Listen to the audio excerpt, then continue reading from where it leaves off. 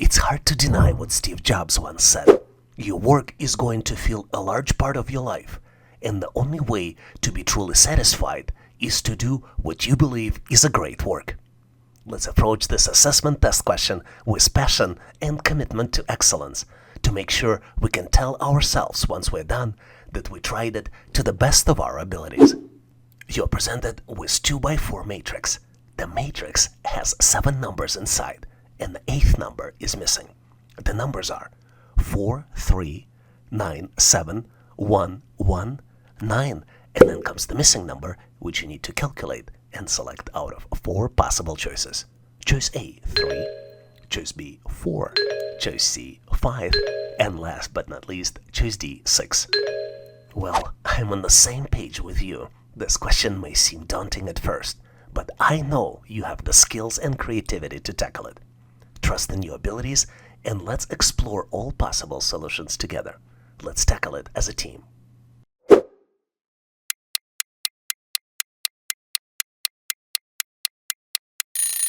Are you ready to show your answer? Let's embark on this exploration journey together and compare our solutions in the end. And if doubt arises, stay resilient and do your best. Each question you attempted, regardless of the outcome, adds to your experience and knowledge bank. The pattern here is tricky, but not unsolvable. Let's look at the first row. It has numbers 4, 9, 1, and 9. We need to double one digit number on the left and then double it again, adding 1 to both multiplications to calculate the 2-digit number on the right. Let's look at the example. 4 multiplied by 2 plus 1 equals 9. 9 multiplied by 2 plus 1 equals 19. Now we can calculate the missing number in the second row. 3 multiplied by 2 plus 1 equals 7. And 7 multiplied by 2 plus 1 equals 15. So the correct answer here is choice C, 5.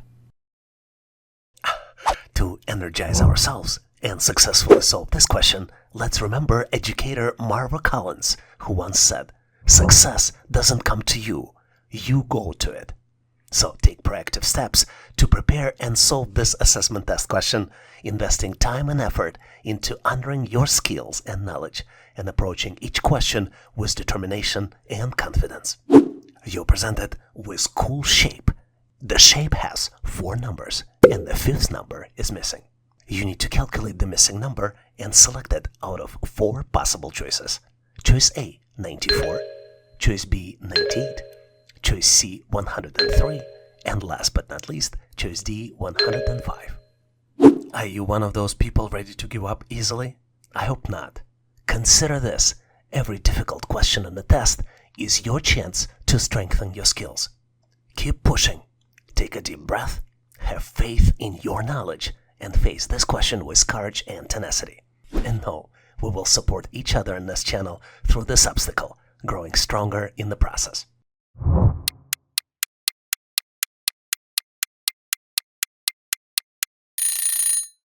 Time's up. Are you ready to show your answer? Every question you tackle is a step forward in your learning path. Each effort, right or wrong, is a progress, reinforcing your determination and edging you toward your goal. Keep practicing and you will get there. And remember, regardless of the answer, correct or not correct, online training for everyone is here to support you. And one more thing. The most important step toward your success is to make sure you adopt the only winning mentality, where you're not being afraid of trying, experimenting, and making errors or mistakes. In fact, the best message you can tell yourself is that I am open to learning new skills and know that through making mistakes, I gain insight and I grow. Speaking about mistakes, did you know that the most common mistake people make answering this particular question is not noticing the arrows and not recognizing that numbers in outside circles represent the sequence, and this type of problem is calculating the numbers in the sequence. And the numbers in the sequence are 3, 10, 31, and then comes the missing number. And obviously, you need to use number in the middle to complete the calculations. Let's look how. The pattern here is that the first number is a given, number 3. But the next number is calculated as previous number multiplied by middle number 3 plus 1. Let's look at the example.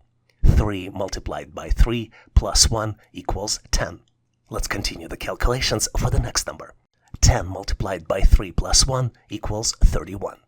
And then to calculate the missing number, you need to multiply 31 by 3 plus 1 equals 94. So the correct answer here is choice A, 94. To succeed in addressing this question, let's consider the insight of the inventor Alexander Graham Bell. Remember the guy who invented the telephone? This is the guy. Concentrate all your thoughts upon the work at hand. The sun's rays do not burn until brought into focus. So let's channel our efforts into solving this challenge with the focus and persistence that counts. Anika can type 960 words in 20 minutes. Calculate her typing speed in words per minute. You have 4 possible choices. Choice A, 48 words per minute. Choice B, 72. Choice C, 96. And last but not least, choice D, 98. Even though this question is a little tricky, I have full confidence that you can solve it. Slow down, rely on your strength, and confront this question with all your boldness and resilience. Together, we will tackle this challenge, enhancing your abilities along the way.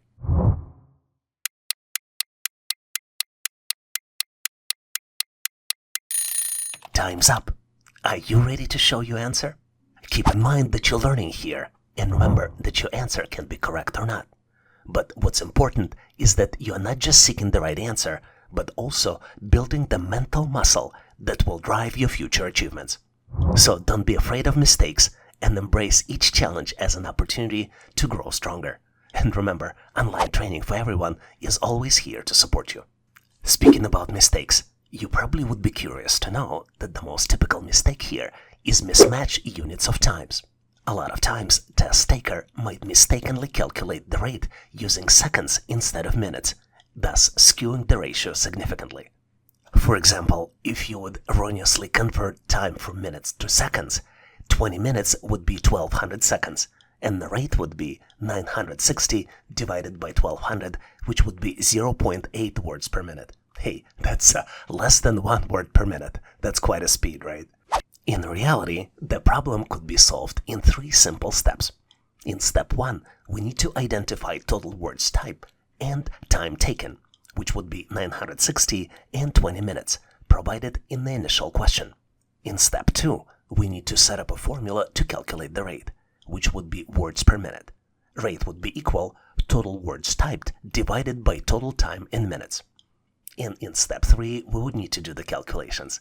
The rate would be calculated as 960 divided by 20, which would be 48 words per minute. So the correct answer here is choice A, 48 words per minute. To succeed with this question, let's remember the encouraging words of author Samuel Beckett. Ever tried? Ever failed? No matter. Try again, fail better. Each attempt is a chance for us to learn, to improve, and to edge closer to success. We are presented with 3 questions related to percentage calculations. The first question is, what percent of 50 is 25? The second question is, 30% of what number is 90? And the last question is, 45 is 25% of what number? You need to calculate the results and select your answer out of 4 possible choices. Choice A, 40%, 300, and 200. Choice B, 50%, 200, and 180. Choice C, 50%, 300, and 180. And last but not least, choice D, 50%, 300, and 280. It's likely you might be expecting a remark from me on the question's difficulty. Well, I would agree. It's not an easy solve type of problem, just like a lot of things on our journeys. But remember, Mr. Beckett, we need to view each challenging moment as an opportunity to expand our horizons. Slow down, rely on your strength, and confront the question with boldness and resilience.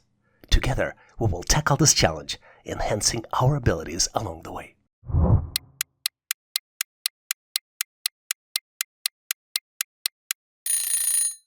Time's up.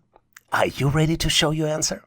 Remember, with every practice question you complete, you're not just seeking the right answer, but also building the mental muscle that will drive your future achievements.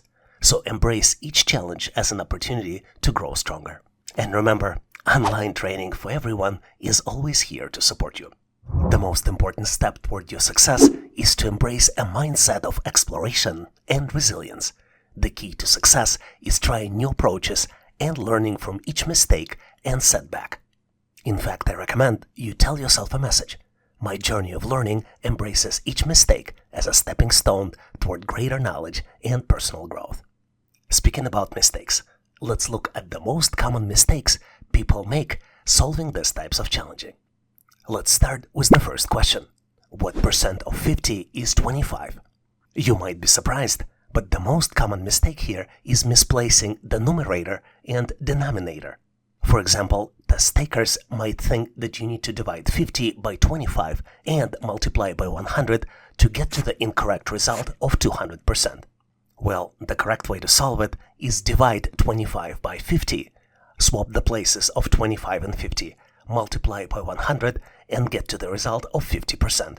Now let's look at questions 2 and 3 to better understand how to solve them. The second question is 30% of what number is 90? To solve it, you need to divide 90 by 30%. Here, the trick is to convert 30% into decimal, 0.3. 90 divided by 0.3 equals 300. The third problem is 45 is 25% of what number? To calculate it, you need to divide 45 by 25%. Now you know that you need to convert percentages into decimals. 25% equals 0.25. 45 divided by 0.25 equals 180. So the correct answer here is choice C, 50%, 300, and 180. With this question, I want you to remember, you are not just answering it, you are embarking on a journey of discovery and growth. Let's every correct response be a milestone on your path to excellence, and let's convert every incorrect one into the lesson learned. You're presented with the circle, which is broken down into the 8 equal parts. Each section in the circle has number inside. The numbers are 35, 47, 34, 37, 49, 68, 57, and then comes the missing number, which you need to calculate and select out of 4 possible choices. Choice A, 17, choice B, 20, choice C, 23, and last but not least, choice D, 25. Do you think it's a tough one?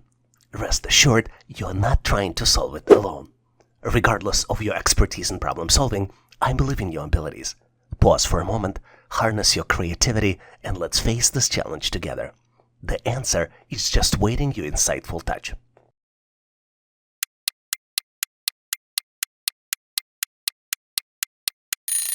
Are you ready to showcase your solution? Let's get into it, and let's see how our answers match up. Together, we will unravel the complexities of this assessment test question. I'll ask you for a favor though, and specifically to share your thought process in comments. Your insights might hold the key for all of us to learn and improve. And even if you don't have the answer, don't get discouraged. Just like every cloud has a silver lining, every challenging question carries a lesson waiting to be discovered. You will learn and improve with each question and do better next time. If you look closely at the circle, you can recognize the pattern. The numbers on the opposite side of the left-sided numbers are calculated as a product of digits of the right-side numbers, minus 1. Let's look at the example. At 11 o'clock, we see number 57.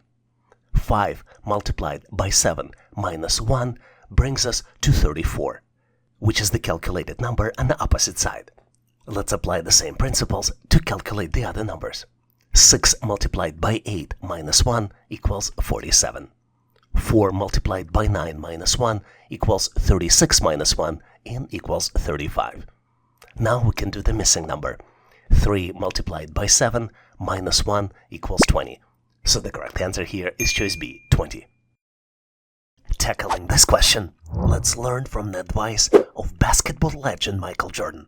I have failed over and over again in my life, and that's why I succeed.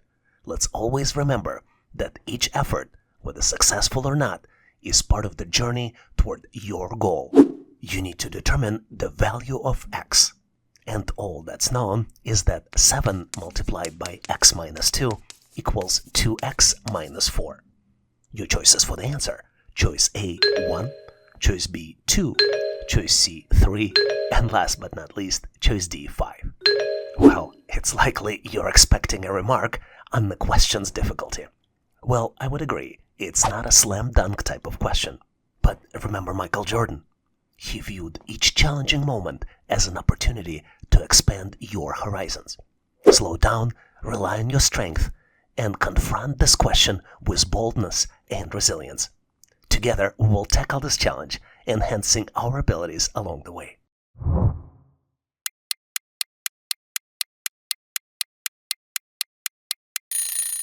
Time's up. Are you ready to show your answer?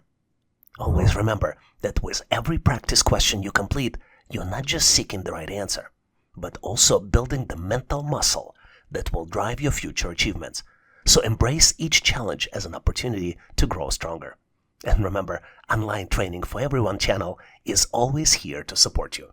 And this is the moment where I need to tell you the secret. Remember that the most important step toward your success is to make sure you adopt the only known winning mentality, where you're not just being afraid of trying, experimenting, and making errors and mistakes.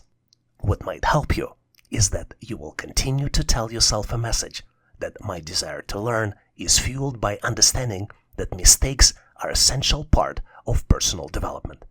And speaking about mistakes, did you know that the most common mistake here with this particular problem is forgetting that you can solve this equation for x? Let's look how you can do it. The first step would be to open the brackets. The result will be 7x minus 14 equals 2x minus 4. In the next step, you calculate 7x minus 2x, which would be equal 14 minus 4. The result of this would be 5x equals 10, which helps us calculate x, which would be equal to. So the correct answer here is choice B, 2. As we approach this question, recall the words of Helen Keller. Optimism is the face that leads to achievement. Regardless of your prior knowledge, let optimism guide us through this question, enhancing your understanding and refining your skills in the intricate world of data analytics, making it easy for you to solve this question and get hired for the job you're looking for. You need to match 5 data analytics terms with their definitions. The terms are: number 1, lag; number 2, norm; range, mean, and node. And the definitions are presented by Roman numerals. The first definition is the difference between the highest and the lowest values in the dataset. The second definition is the process of analyzing large sets of data to find patterns. Then comes the third definition, a connection point in a network where data can be created, stored, or sent. Number 4 is a delay between the input and the output based on the response. And last but not least, number 5 definition is adjustment of data measurements to fall within the desired scale. And your choices for the answers are A, B, C, and D. Perhaps you're guessing I'll mention how daunting this question is, but instead I'll remind you that every tough question during the assessment test represents a chance for you to learn something new and develop new skills. So stop for a moment, place trust in your own skills, and engage with this question with enthusiasm and perseverance. Together, we'll work through this challenge, becoming stronger as a result.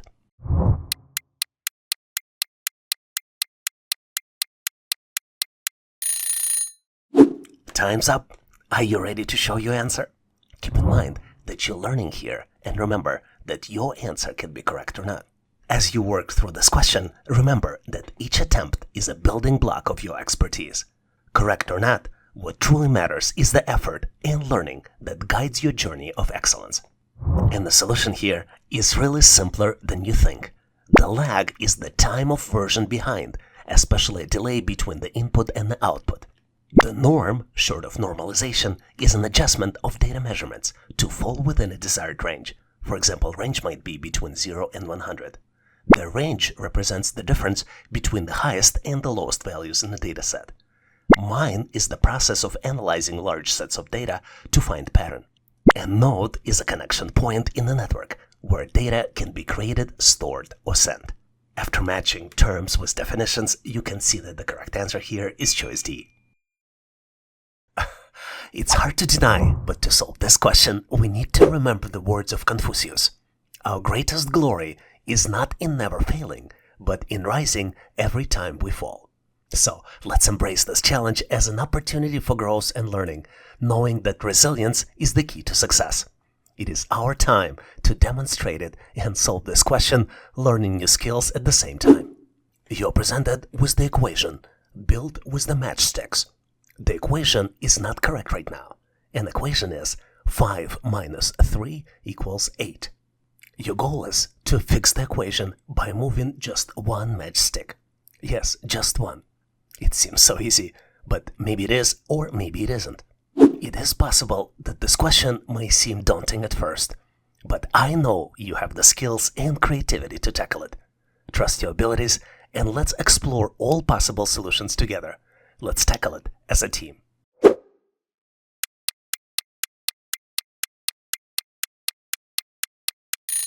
Are you ready to show your answer?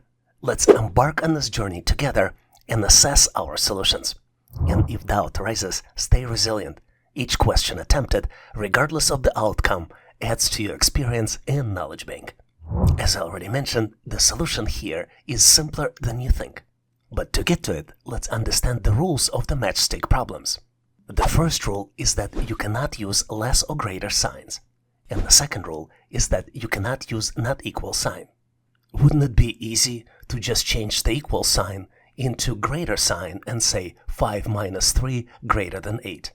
Or to move pretty much any matchstick and make non-equal sign, and you wouldn't run out of options. You might be asking then, what moves are allowed? And there are a few. Movement of matchsticks from digit to digit, from sign to digit, and from digit to signs. Also, negative numbers are allowed. With that in mind, let's solve this equation. We need to move one matchstick from the digit 8 to the first digit. This changes the first digit to 9 and the last digit in this equation to 6. And the correct equation here is 9 minus 3 equals 6. In pursuit of mastering this question, let's draw an inspiration from a tenacity of J.P. Morgan. The first step toward getting somewhere is to decide that you are not going to stay where you are.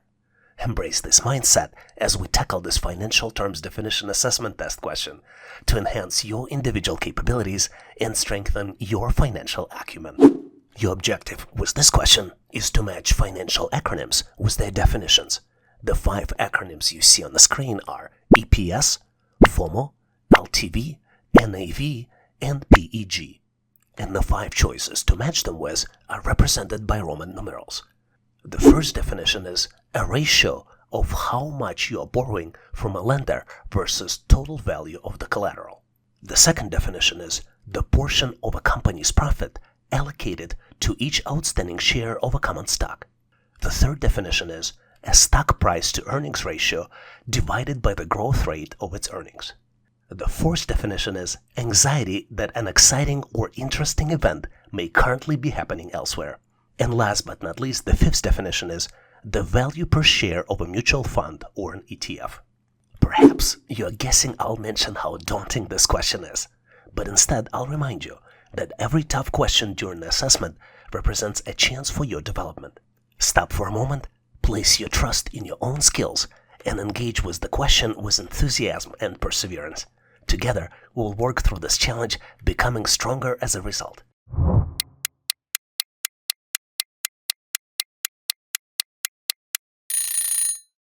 Time's up. Are you ready to show your answer? Keep in mind that you're learning here and remember that the answer can be correct or not. As you work through this question, remember that each attempt is a building block of your expertise. Correct or not, what truly matters is the effort and learning that each effort etches into your journey of excellence. Speaking about the incorrect answers, you might be curious to learn that the most typical mistake here is trying to solve the problem without understanding the acronyms. And there are 5 acronyms here. EPS stands for earnings per share. FOMO stands for fear of missing out. LTV stands for loan to value. NAV stands for net asset value. And PEG stands for price earnings to growth ratio. Knowing the acronyms, we can look at the financial terms definitions now. Earnings per share represents the portion of the company's profit allocated to each outstanding share of the common stock. Fear of missing out is an anxiety that an existing or interesting event may currently be happening elsewhere, often aroused by the posts seen on the social media. Loan-to-value represents a ratio of how much you're borrowing from the lender versus the total value of the collateral. Net asset value represents the value per share of the mutual fund or an ETF. And last but not least, price to earnings to growth ratio represents the stock's price to earning ratio divided by the growth rate of its earnings. And the only last remaining step is to match decimal IDs for the acronyms with the Roman numerals for the definitions. After going through this exercise, you will find out that the correct answer here is choice A. To energize ourselves and successfully solve this question, let's remember the words of author William Arthur Ward. The pessimist complains about the wind. The optimist expects it to change. The realist adjusts the sails. I suggest we adapt to the challenges presented by this assessment test question, adjusting our approach as needed and persevering until you succeed. You're presented with cool-looking shape. It has 8 numbers, and the 9th number is missing. Starting with the middle, the first number is 2. Then there's another 2. Then there's number 6, 8, 12, 1, 9, 16, and then comes the missing number. You need to calculate and select out of 4 possible choices. Choice A, 25. Choice B, 32. Choice C, 36. And last but not least, choice D, 49. Well, I suspect you might have already tried solving this problem in your head and possibly anticipating a comment from me on how tough this question seems. Consider this. Every difficult question on the test is a chance for you to stretch your skills. Take a deep breath, have faith in your knowledge, and face the question with courage and tenacity. And know, we will support each other on this channel through this obstacle, growing stronger in the process.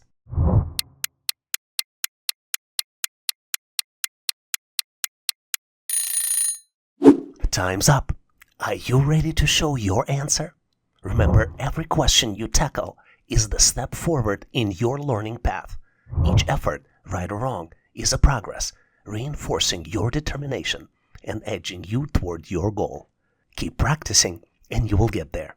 And remember, online training for everyone is here to support you. The most important step toward your success is to make sure you adopt the only winning mentality, which is not being afraid of trying, experimenting, and making errors and mistakes. For example, the message you can tell yourself is, I'm open to learning new skills and know that through making mistakes, I gain insight and grow. Speaking about mistakes, did you know that the most common mistake people make with this question is recognizing the pattern of squares in numbers 1, 9, and 16 and just choosing the next squared number in the sequence, which would be 25. Well, guess what? 25 is not the right answer here, so you really need to detect the pattern. And the pattern here consists of 2 important elements. Number 1 is that numbers between 6 and 11 o'clock calculate the numbers between 12 and 5 o'clock.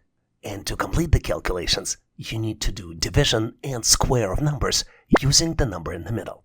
Let's look at the example. Source number at 6 o'clock calculates the target number at 12 o'clock. 2 divided by 2 squared equals 1. Let's move forward and continue with the next number. 6 divided by 2 squared equals 9. Let's move to the next number. 8 divided by 2 squared equals 16. So to calculate the missing number, we need to divide 12 by 2, square the result, and get to the answer of 36. So the correct answer here is choice C, 36. To solve this intriguing question, let's draw some inspiration from Olympic gold medalist Wilma Rudolph, who said, "The reward is not in the victory, but in the effort." Keeping this in mind, let's focus on the process of problem solving in this question, finding satisfaction and fulfillment in the effort you put forth, regardless of the outcome. You're presented with 5 shapes. The shapes are 1, 2, 3, 4, and 5. And you need to determine which 3 shapes can build a square. Your first choice is choice A, shapes 1, 2, and 5. Choice B is represented by choices 1, 3, and 5. Choice C, 5, 4, and 3. And last but not least, choice D, 2, 3, and 4. You might have already tried solving this question in your head and possibly anticipating a comment from me on how tough this question seems. Well, consider this. Every difficult question on the test is a chance to stretch your skills. Take a deep breath, have faith in your knowledge, and face this question with courage and tenacity. And know, we will support each other in this channel through this obstacle, growing stronger in the process.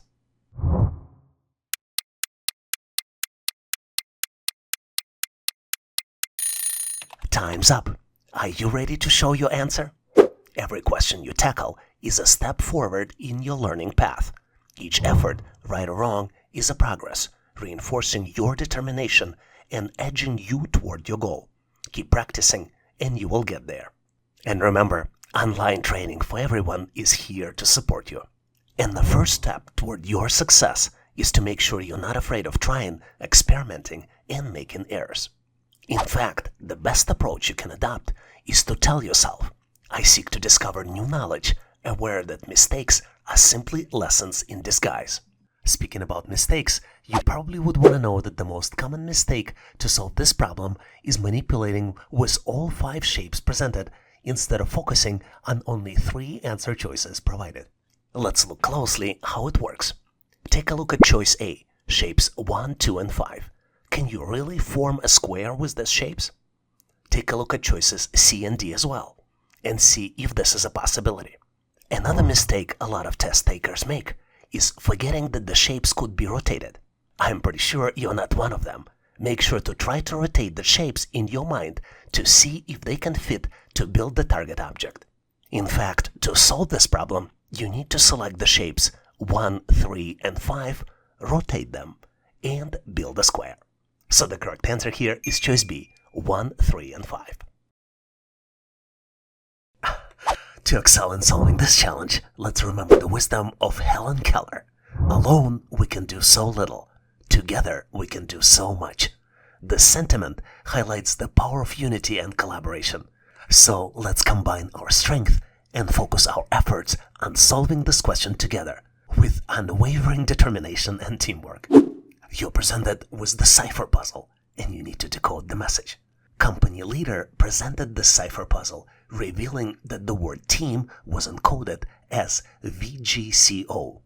Leader then challenged everyone to decode the message YKP space CU space VGCO to uncover the key to the company's success. If I would have an opportunity to look at your face, I would probably read the statement, "What?" Well, I would agree it's not the easy to solve type of problem, but just like a lot of things in life. But hey, remember, we need to view each challenging moment as an opportunity to expand our horizons. So slow down, rely on your strength, and confront this question with boldness and resilience. Let me assure you that together we will tackle this challenge, enhancing our ability along the way.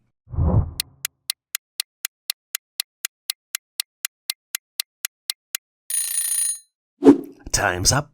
Are you ready to show your answer? Keep in mind that you're learning here, and remember that your answer can be correct or not. But what's more important is that we are not just seeking the right answer, but also building the mental muscle that will drive your future achievements. So don't be afraid of mistakes and embrace each challenge as an opportunity to grow stronger. And remember, online training for everyone is always here to support you. So don't forget to click this subscribe button. Speaking about mistakes, did you know that the typical mistakes people make trying to solve these types of challenge is giving up, not even trying, or overthinking the problem and forgetting the simplest cipher encoding pattern? And to understand the simplest pattern, we need to look at the transformation of the word team to VGCO. And in fact, the cipher used here is called Caesar cipher, where each letter of the word team was shifted forward by +2 positions. For example, letter T is number 20 in the alphabet, +2 would be 22, which converts it to letter V. E is number 5, converts to G number 7. A is number 1, converts to C number 3, and M is number 13, which would encode to letter O 15. Our goal here is to decode the message YKP space CU space VGCO. Another trick here is that we already know what VGCO stands for, right? Let's decode the first segment YKP. Y converts to W, K converts to I, and P converts to N. So the word here is win. Let's look at what segment CU converts into. C converts to A, and U converts to S. So now you know what's the keys to company's success. Win as team. This simple and fun Caesar cipher shift not just fostered collaboration, but also highlighted the critical role of unity in achieving company's objective. It might come to you as a surprise what Winston Churchill once said: "Success is not final, failure is not final, it's the courage to continue that counts." Same way is you have the power to persevere through any challenge, including this question. The key is not to give up, but keep trying. You're presented with the square, which has 16 numbers inside, and one number is missing. The numbers are, starting from the upper left corner, 3, 9, 2, and 4 in the first row, 4, 7, 2, and 2 in the second row, 5, 7, 2, and 4 in the third row, and then the last row contains numbers 6, 8, 2, and then comes the missing number, which you need to calculate and select out of 4 possible choices. Choice A, 2, choice B, 4, choice C, 6, and choice D, 8. Are you finding this question tricky? Well, that's the sign you're stretching your problem-solving muscles. Embrace the challenge, think creatively, and let's work through this together. I know you've got what it takes.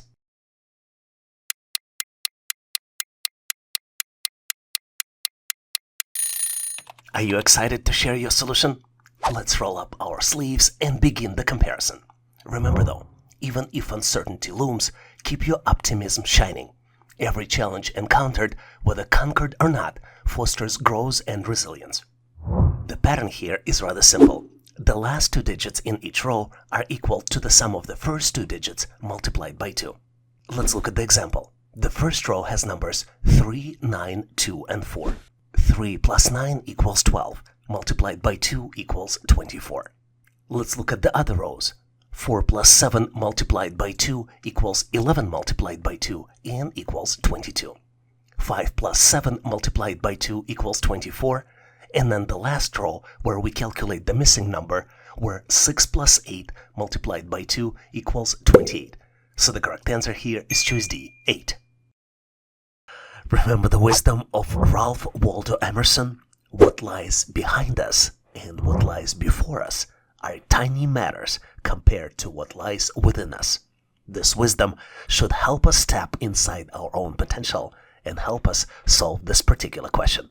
Let's harness our inner strength and potential to tackle this test with confidence, knowing that our capabilities far exceed any challenges that we may face. You're presented with 4 shapes. Each shape consists of pentagon, triangle, and the donut. You need to determine which shape does not belong to the sequence. And your choices are, out of 4 shapes, choices A, B, C, and D. Do you see the answer? Well, this question may not be the easiest to solve, just like a lot of things in life. But I know you have the skills and creativity to tackle it. Trust in your abilities, and let's explore all possible options. Let's tackle this as a team.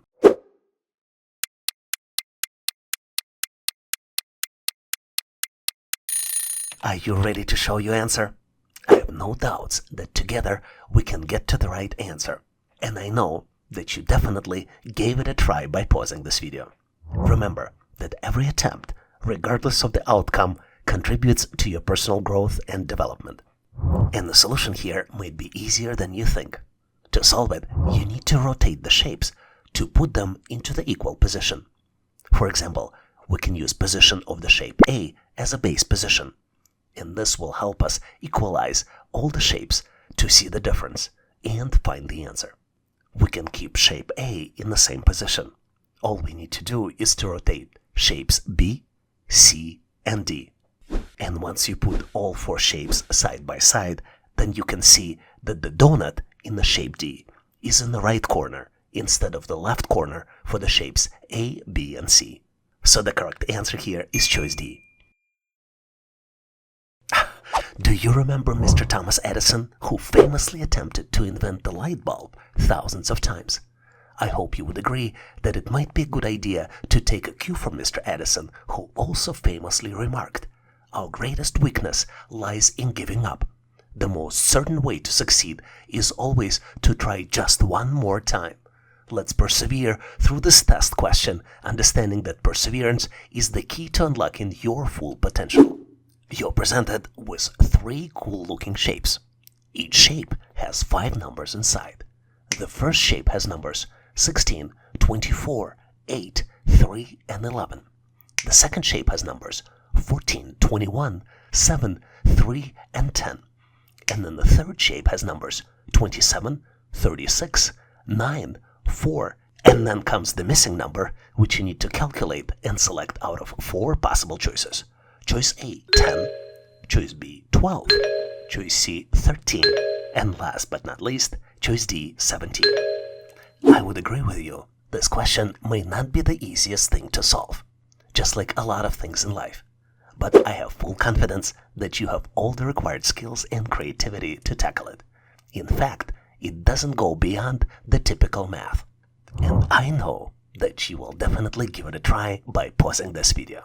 Always remember Mr. Thomas Edison's perseverance and dedication to experimentation, which ultimately led to the development of the practical and commercially viable light bulb, which we still use today. Trust in your abilities and let's explore all possible options together. Let's work on this as a team.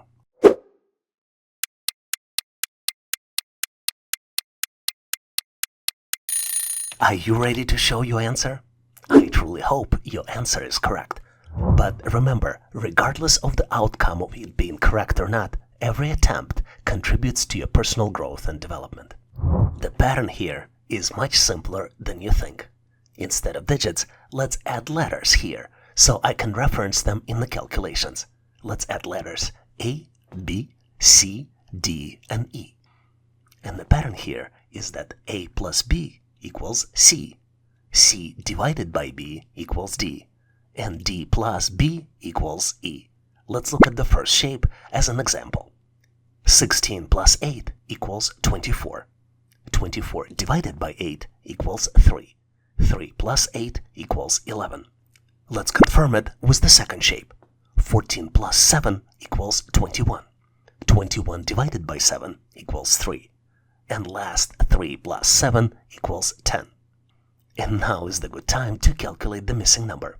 27 plus 9 equals 36. 36 divided by 9 equals 4. And 4 plus 9 equals 13. So the correct answer here is choice C, 13. To succeed with this question, one has to acknowledge what famous entrepreneur Brian Tracy once said: "Your attitude determines your altitude." So let's approach this question with a positive attitude and a determination to succeed, knowing that your mindset plays a crucial role in overcoming the challenges. You're presented with cool-looking shape, which has number 7 in the middle, and numbers 11, 12, 13, see the pattern? 95, 83 present. And next number is missing, which you need to calculate and select the answer out of 4 possible choices. Choice A, 65, choice B, 71, choice C, 79, and last but not least, choice D, 87. Hey, I understand that you might be thinking about the complexity of this question ahead. Yet remember, encountering a difficult question in the assessment test is not just a challenge, but a stepping stone for your personal growth. Pause for a second, believe in your capabilities, and tackle this question with confidence and perseverance.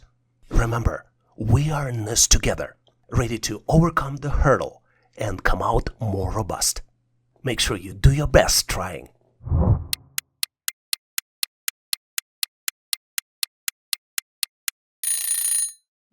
Time's up. Are you ready to show your answer? As you approach answering this question, remember, that the journey of your self-improvement is always paved with challenges. Whether your answer is correct or not, each of your attempts make you strengthen your skills and resilience, bringing you closer to success. If you, as Mr. Tracy suggested, focus on your attitude, you will be able to achieve unbelievable heights. And your attitude should be focused on trying and making errors. In fact, the best attitude is to try to stay eager to explore and learn, recognizing that errors are stepping stones to your knowledge. Speaking about the errors, the most common mistake to solve this particular question is overcomplication, thinking that the pattern is more complex than it actually is, leading to overcomplicating the solutions. Actual solution is real simple. The numbers on the opposite sides of the shape are calculated as subtraction of digits plus 7. Let's look at the example. 9 minus 5 plus 7 equals 11. Let's reaffirm these calculations with the next set of numbers. 8 minus 3 plus 7 equals 12. To calculate the missing number, you need to realize that resulting subtraction of digits for the final number equals 6, because 13 minus 7 equals 6. And the only choice that makes sense here is where 7 minus 1 plus 7 equals 13. So the correct answer here is choice B, 71. Let's face it, with this question, it would be helpful to remember the famous quote from Thomas Edison.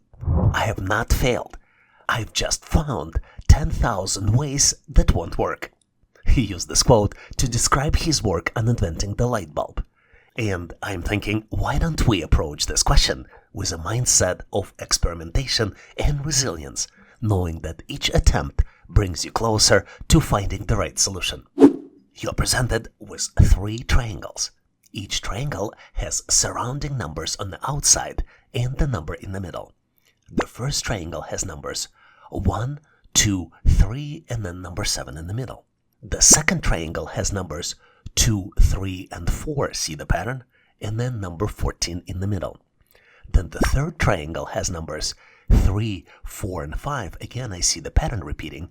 And then missing number in the middle, which you need to calculate and select out of 4 possible choices. Choice A, 23. Choice B, 27. Choice C, 29. And last but not least, choice D, 37. I might know what you're about to say. But remember Thomas Edison. Facing a challenging question on the assessment test can feel daunting, but every obstacle is an opportunity for your growth. Take a moment to gather your thoughts, trust in your abilities, and approach the question with determination and resilience. Together, we will navigate through this challenge and emerge stronger on the other side.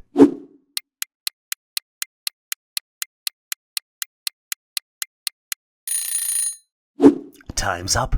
Are you ready to show your answer? As you approach answering this question, remember that the journey of your self-improvement is paved with challenges. Whether your answer is correct or not, each one of your attempts make you strengthen your skills and resilience, bringing you closer to success.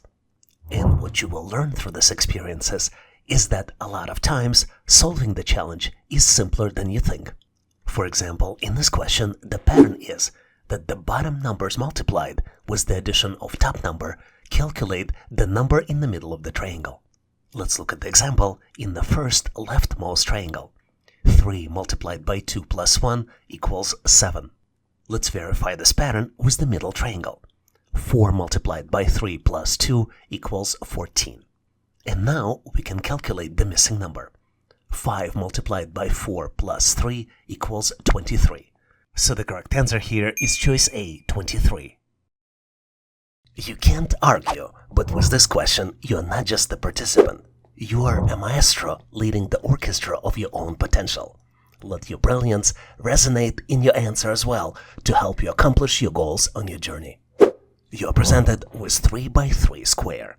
Each cell in the square has a number. The numbers starting with the first column are 57, 89, and 99. The middle column has numbers 12, 17, and 18. And then the last column has numbers 3, 8, and then comes the missing number, which you need to calculate and select out of 4 possible choices. Choice A, 7, choice B, 8, choice C, 9, And last but not least, choose D, 10. If you think it's a tricky question, you are not alone. I think exactly the same way. But fear not, you're in a good company here on this channel.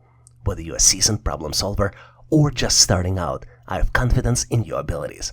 Pause for a moment, channel your inner creativity, and let's conquer this challenge side by side. Your solution is just around the corner.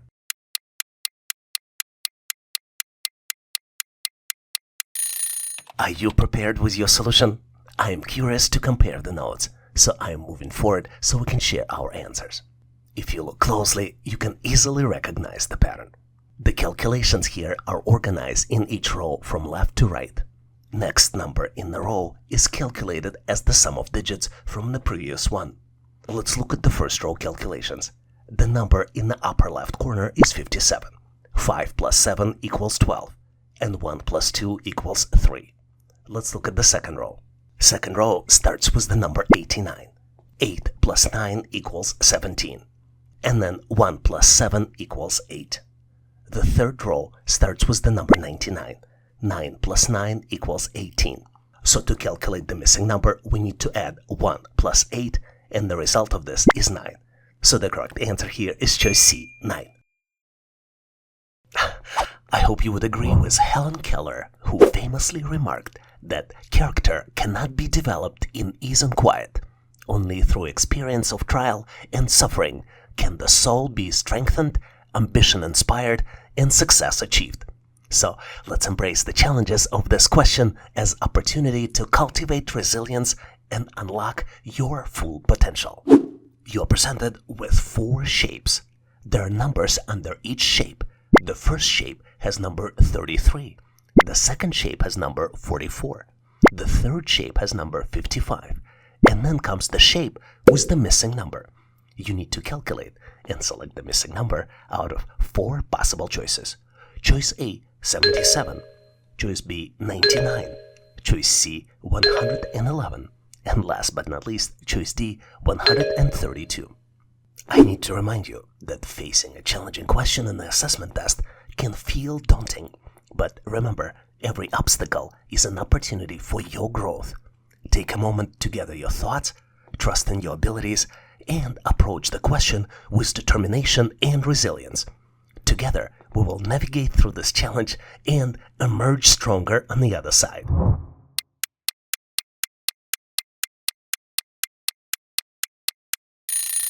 Are you ready to show your answer? As you approach answering this question, remember that the journey of self-improvement is paved with challenges. Whether you answer correct or not, each of your attempts makes you strengthen your skills and resilience, bringing you closer to success. And the answer in this question is much simpler than you think. To calculate the number associated with the shape, you need to multiply the number of shape sides to 11. Let's look at the example. The first shape is the triangle.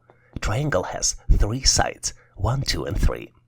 And to calculate the number associated with triangle, we need to multiply 3 by 11, and the associated number is 33. Let's look at other shapes. The second shape is square. Square has 4 sides. 4 multiplied by 11 equals 44.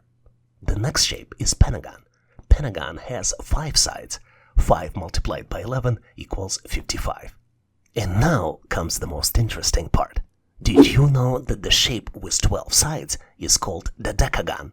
And to calculate the number associated with the decagon, we need to multiply 12 by 11, and the end result of this is 132. So the correct answer here is choice D, 132. With this question, I would like to echo the wisdom of Eleanor Roosevelt.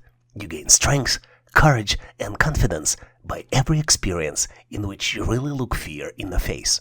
Let's confront this challenge with this assessment test questions head on, knowing that overcoming obstacles builds your resilience and your character. You're presented with 4 numbers, 17, 43, 37, and then comes the missing number you need to calculate, knowing that all 4 numbers average 30.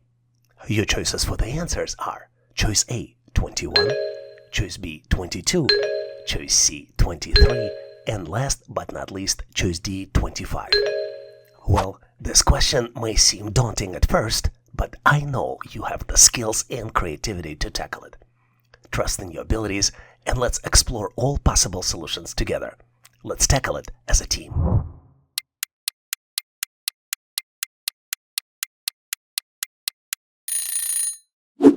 Are you prepared to showcase your response? Let's move forward and see where it leads us. And if uncertainty lingers, stay motivated. Every effort made, whether successful or not, brings valuable insights and opportunities for improvement. And the solution here might be simpler than you think. If 4 numbers average 30, then sum of all 4 numbers should be 4 multiplied by 30 and equals 120. Which means that missing number can be calculated by subtracting the known numbers from 120. Let's calculate it.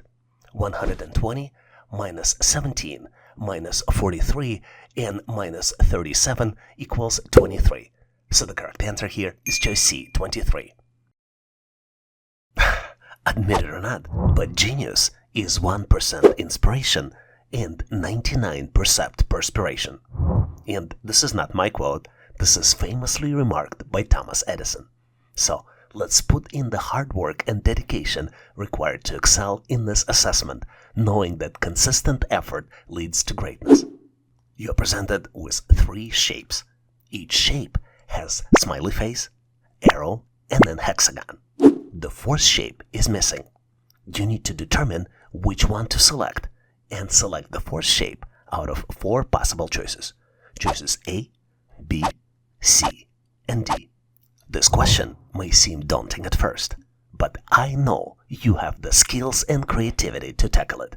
Trust your abilities and let's explore all the possible solutions together. Let's tackle it as a team.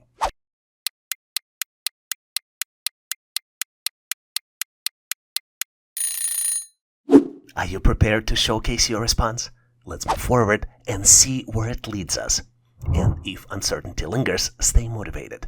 Every effort made, whether successful or not, brings valuable insights and opportunities for improvement. The way to solve these types of problems is to look at 3 original shapes and determine the pattern. The pattern exists for every shape inside the matrix. For example, if you look closely, you will see that arrow rotates counterclockwise. This is probably the easiest pattern to determine. But hey, there are 2 other patterns because there are 2 other shapes. For example, smiley face moves from corner to corner clockwise. And then hexagon rotates alongside the edges counterclockwise and also changes the fill from gray to white. With that in mind, let's determine the final shape. Based on our logic, the arrow should be pointing at 6 o'clock. The hexagon should have white fill and should be in the upper right corner. And smiley face should be on the opposite side of hexagon in the bottom left corner. So the correct answer here is choice A. It's hard to deny that every question holds an opportunity for growth, and we need to approach each one with curiosity and determination, knowing that each attempt brings you closer to mastery. You're presented with 3 cool-looking shapes. Each shape has 7 numbers inside. The first shape has numbers 8, 7, 2, 5, 6, 9, and then number 5 in the middle. The second shape has numbers 3, 4, 7, 8, 1, 6, and then number 7 in the middle. The third shape has numbers 0, 3, 9, 6, 2, 5, and then in the middle comes the missing number, which you need to calculate and select out of 4 possible choices. Choice A, 0. Choice B, 1. Choice C, 2. And last but not least, choice D, 3. If you're like me, you might have doubts about this question. But don't worry, it's totally natural to encounter challenges. Remember though, every problem has a solution, and I believe you will find it with your ingenuity and perseverance. Let's tackle it as a team.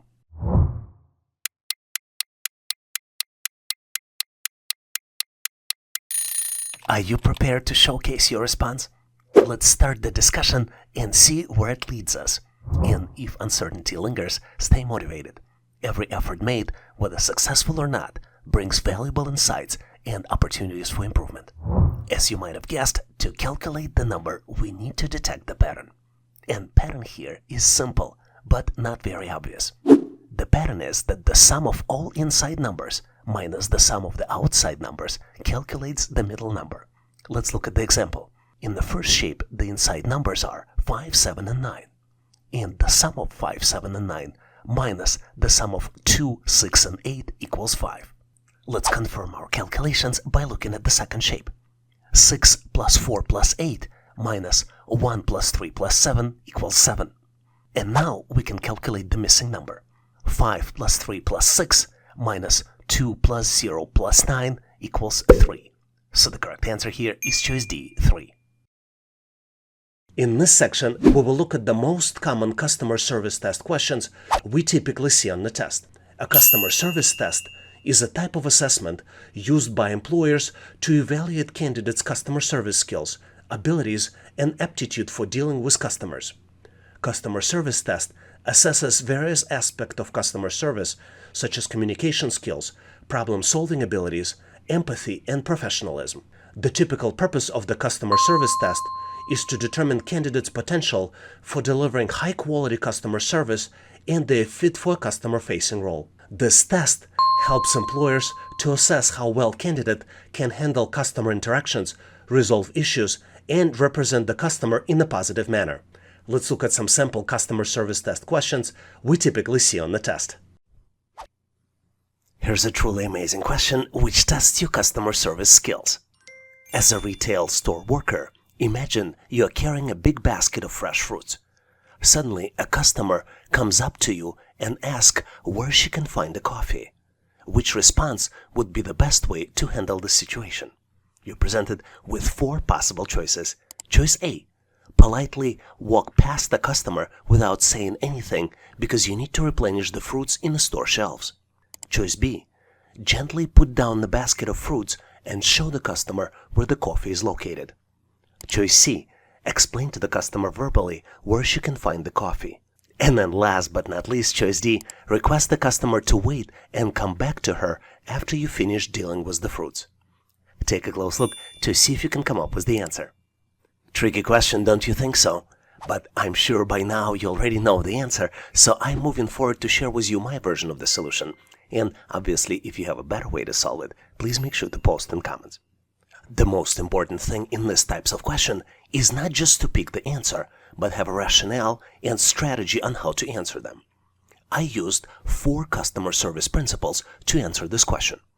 Number 1 principle is responding promptly to customer inquiries and needs is crucial in delivering excellent customer service.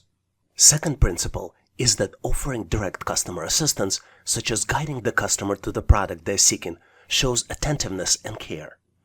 Number 3 principle I used is prioritizing and addressing the customer request immediately, demonstrate that their needs are essential and respected. And number 4 principle is that ensuring the customer feels attended to and valued enhances their overall shopping experience. Now let's look at the choices which I was able to eliminate using these 4 principles.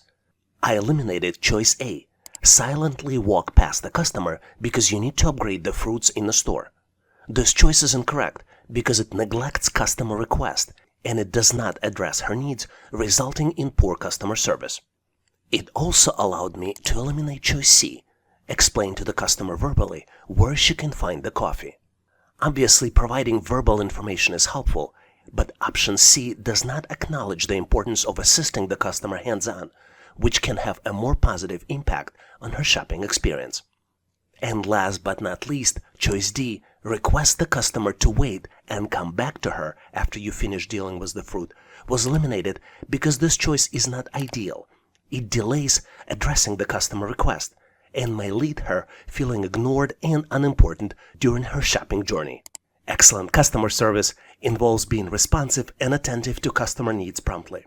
This leads us to the choice B as a final answer. Choice B: gently put down the basket of fruits and show the customer where the coffee is located. As a retail store worker, providing excellent customer service is essential. By politely setting aside the basket of fruits and guiding the customer to coffee section, you offer immediate assistance and show that you value her needs. This approach makes the customer feel attended to and helps her find what she is looking for promptly. Did you come up with the different answer? If you did, please make sure to post your answer, solution, and rationale in comments so we can all learn. Here's an interesting question to see how well you would deal with customer service inquiries. A customer is upset because her favorite pizza is currently unavailable. What is the best way to respond?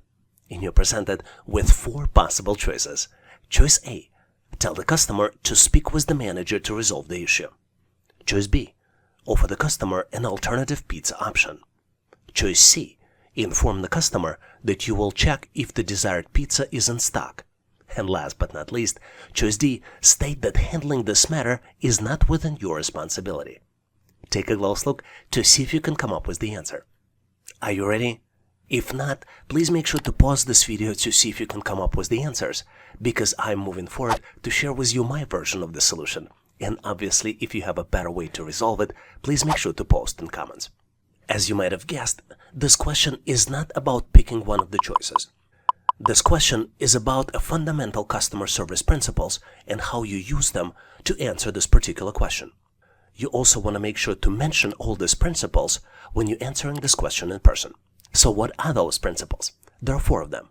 Number 1 is acknowledging the customer's disappointment. Because her favorite pizza is not available and you show empathy, this shows your understanding of her feelings. Number 2 principle is providing an immediate alternative option, which shows responsiveness and commitment to helping the customer promptly. Number 3 principle is taking responsibility for finding a solution, which exemplifies ownerships and dedication for you to help resolve customer issue. And last but not least is the principle of offering an alternative. In this case, you can offer alternative pizza, which would demonstrate a proactive approach to addressing the customer concern and finding a suitable resolution. Based on these 4 principles, let's look at the incorrect answers and why you might avoid selecting them. Choice A. Tell the customer to speak with the manager to resolve the issue.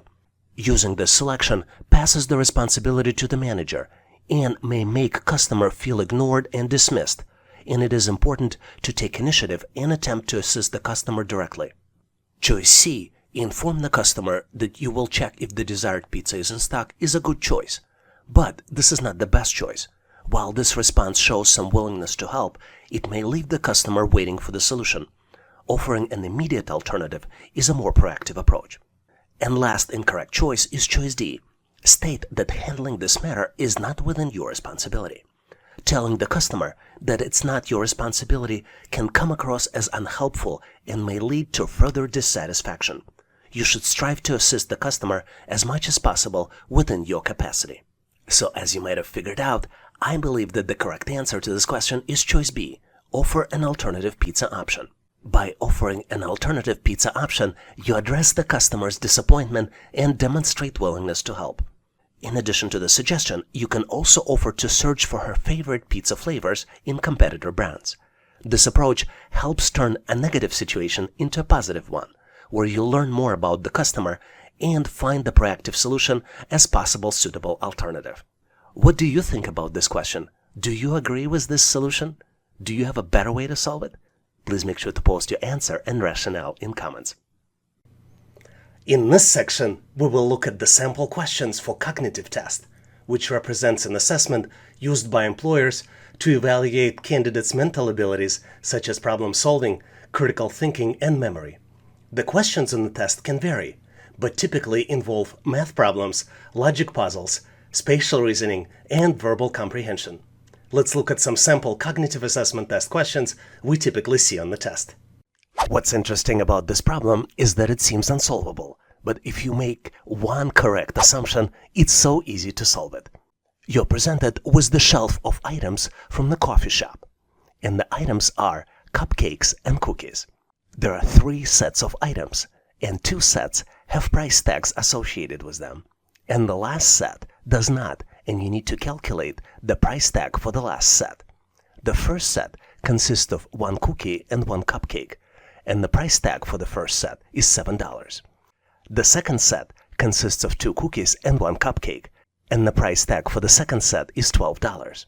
The last set consists of only 1 cupcake, and you need to calculate and select price for the cupcake out of 4 possible choices. Choice A, $5. Choice B, $4. choice C, $2, and last but not least, choice D, $3. Take a close look to see if you can come up with the answer. Did you figure it out? It seems unsolvable, but the only thing you need to make is one assumption. And using this assumption, I'm going to move forward to share with you my version of the answer. And obviously, if you have a better way to solve it, please make sure to post in comments. Take a close look at the first set. The first set consists of cookie and cupcake, and it costs $7. What's interesting is that the second set already includes the first set plus the cookie, which allows us to calculate the price of this extra cookie. And we can do it by subtracting 7 from 12, and the end result of it is $5, which means that the price of cookie is $5. Now we can easily calculate the price of cupcake by subtracting 5 from 7, which means that the total price of cupcake is 2. So the correct answer here is choice C, $2. Did you get to the same answer? If not, please make sure to post your answer, solution, and rationale in comments. And now I have something that maybe you were not expecting. Here's the practice question for you. You need to find the missing number, and you're presented with 4 scales. 3 scales have items on the left side and the number on the right side to make them equal. And 4th scale only has items on the left and missing number on the right in the form of question mark. You need to calculate the question mark out of 4 different choices. Choice A, 60, choice B, 65, choice C, 70, and then last but not least, choice D, 75. Take a close look, maybe pause this video for 10 to 15 seconds to see if you can come up with the solution. Once you're ready, please make sure to post your answer in the comments so I can give you my feedback. Thanks for participating and good luck. Here's a very interesting question to test your spatial reasoning. You're presented with partial square, and you need to find the missing shape to build the full square. You have 4 different choices to choose from to complete the square. Choices A, B, C, and D. Take a close look to see if you can come up with the answer. And on my end, I'm moving forward to share with you the correct solution. As you might have figured out, the correct choice here is choice D. And to get to this answer, you need to look at the shape, which fits perfectly to match the edges. Since this is the 5 by 5 square, choice D is the perfect shape, because it matches perfectly to create a full square. Hopefully you've nailed this question on your own and now know how to answer similar problems on the test. And now I have a question for you to test your skills. You're presented with the series of objects, and you need to determine next object in the sequence. Please choose one of the following 4 choices. Choices A, B, C, and D. Do you see the correct answer? Please make sure to post your version in comments. This would allow me to give you my feedback. Thanks for participating and good luck. Here's an amazing question where we need to find the missing number. You're presented with the tree-looking like structure, and it has the numbers in the circles on the top. The numbers are, if we start from the left, 50, 216, 880, and then comes the missing number. You need to calculate and select the missing number out of 4 possible choices. Choice A, 1290. Choice B, 2565. Choice C, 2941. And last but not least, choice D, 3536. I'm gonna give you a quick hint. Take a close look to see what exactly do you see on this picture. And you see circles, you see stems, and you see numbers. And here's another consideration. Do you think the fact that circles have different colors matters? Or it doesn't? Give yourself 10 to 15 seconds to see if you can figure it out. On my end, I am moving forward to share with you my version of the solution. And obviously, if you have a better way to solve it, please make sure to post in comments. The pattern here is rather simple, but it takes a little bit of time to detect it. If we start from the left, from the smallest number, and go clockwise, the next number is calculated as a previous value multiplied by the total number of lines plus total number of circles. Let's look at the example. The first number is 50 in the purple circle, and it's given, not calculated.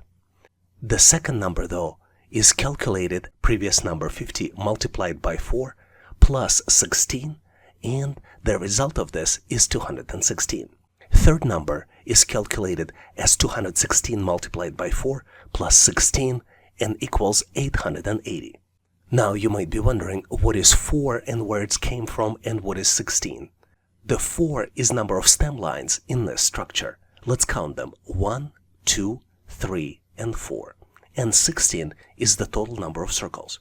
If you count them, you see 4 circles on the forefront, the ones that have number and missing number.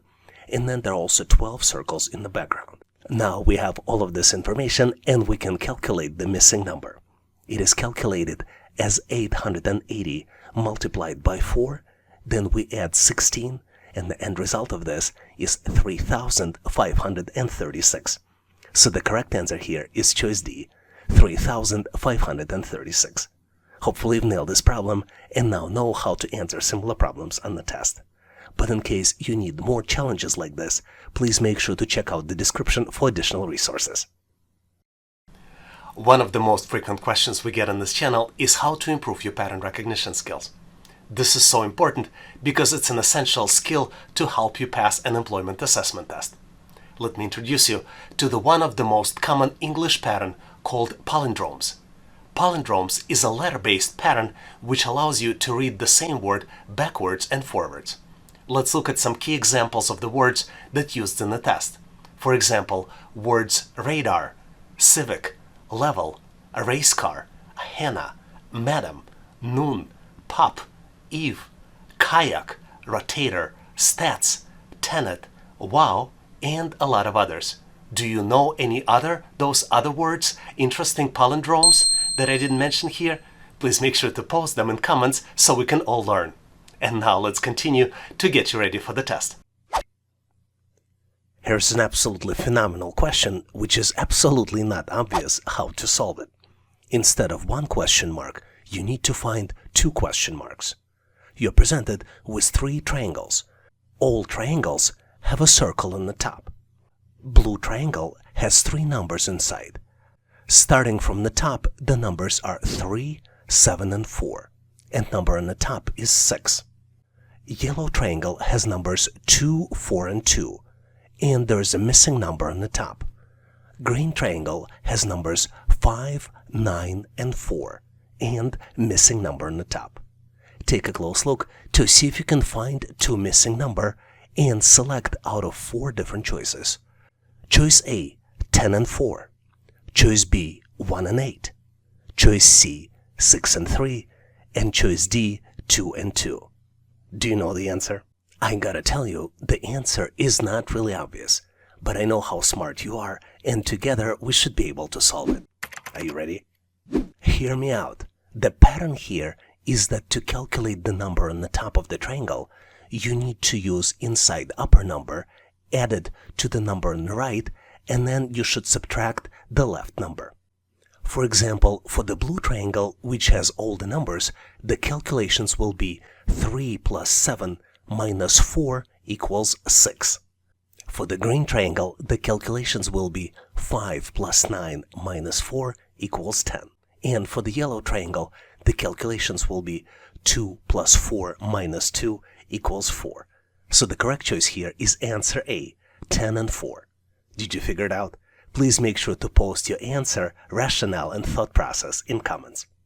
I get a lot of questions on how to improve your pattern recognition skills. Let me share with you 3 common patterns we frequently see on the test. Let's start with triangular numbers. Triangular numbers are the numbers that can be represented as a sum of consecutive integers starting with 1. For example, the first 5 triangular numbers would be 1, 3, 6, 10, and 15. Next one on my list are square numbers. Square numbers are the numbers that can be represented by a product of a number multiplied by itself. For example, the first 5 square numbers are 1, 4, 9, 16, and 25. Because 1 square is 1, 2 square is 4, 3 square is 9, 4 square is 16, and 5 square is 25.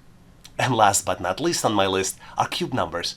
Cube numbers are numbers that can be represented as a product of a number multiplied by itself twice.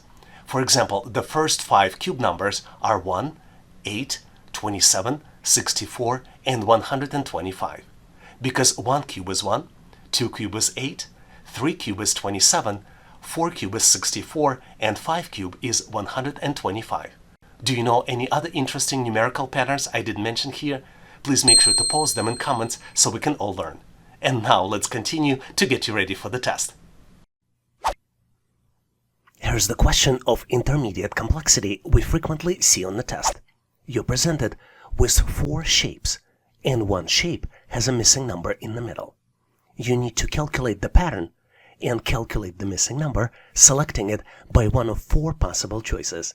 Choice A, 22. Choice B, 23. Choice C, 25. And then last but not least, choice D, 24. Take a close look at the shapes and see if you can calculate the pattern. Let me share with you my logic and rationale, and obviously if you have a better way to solve it, please make sure to share in comments. I think the pattern here is that to calculate the middle number, you need to multiply the top 2 numbers and subtract 1. Then add the bottom number. Let's look at the first shape to confirm the logic. 2 multiplied by 3 minus 1 equals 5. 5 plus 2, which is the bottom number, equals the middle number, which is 7. Let's apply the same pattern to the shape with the missing number. 8 multiplied by 3 minus 1 equals 24 minus 1 equals 23. 23 plus 2 equals the missing number, which means that the missing number is 25. So the correct choice here is choice C, 25. Did you see any other patterns or found the better ways to solve it? Please make sure to post your answer and rationale in comments. One of the very frequent questions we get on this channel is how to improve your pattern recognition skills. One of the key ways is to use your imagination. You can use imagination to visualize items in your mind, and this is one of the most powerful techniques. Let's take a close look at the example. Here, you're required to build English business word, and you need to use all the letters only once. If you look closely and try to visualize and build the answer in your mind, you can mentally connect the letters and get to the correct answer, which is the word management. It might be hard to do it initially, but if you do crosswords and puzzles, you can improve your skills and get better at this with practice. Do you have any other interesting techniques that you can share? Please make sure to post them in comments so we can all learn. Here's an interesting question where you need to find the missing number. You're presented with the set of numbers 4, 9, 20, 8, 5, 14, 10, 3, and then comes the missing number.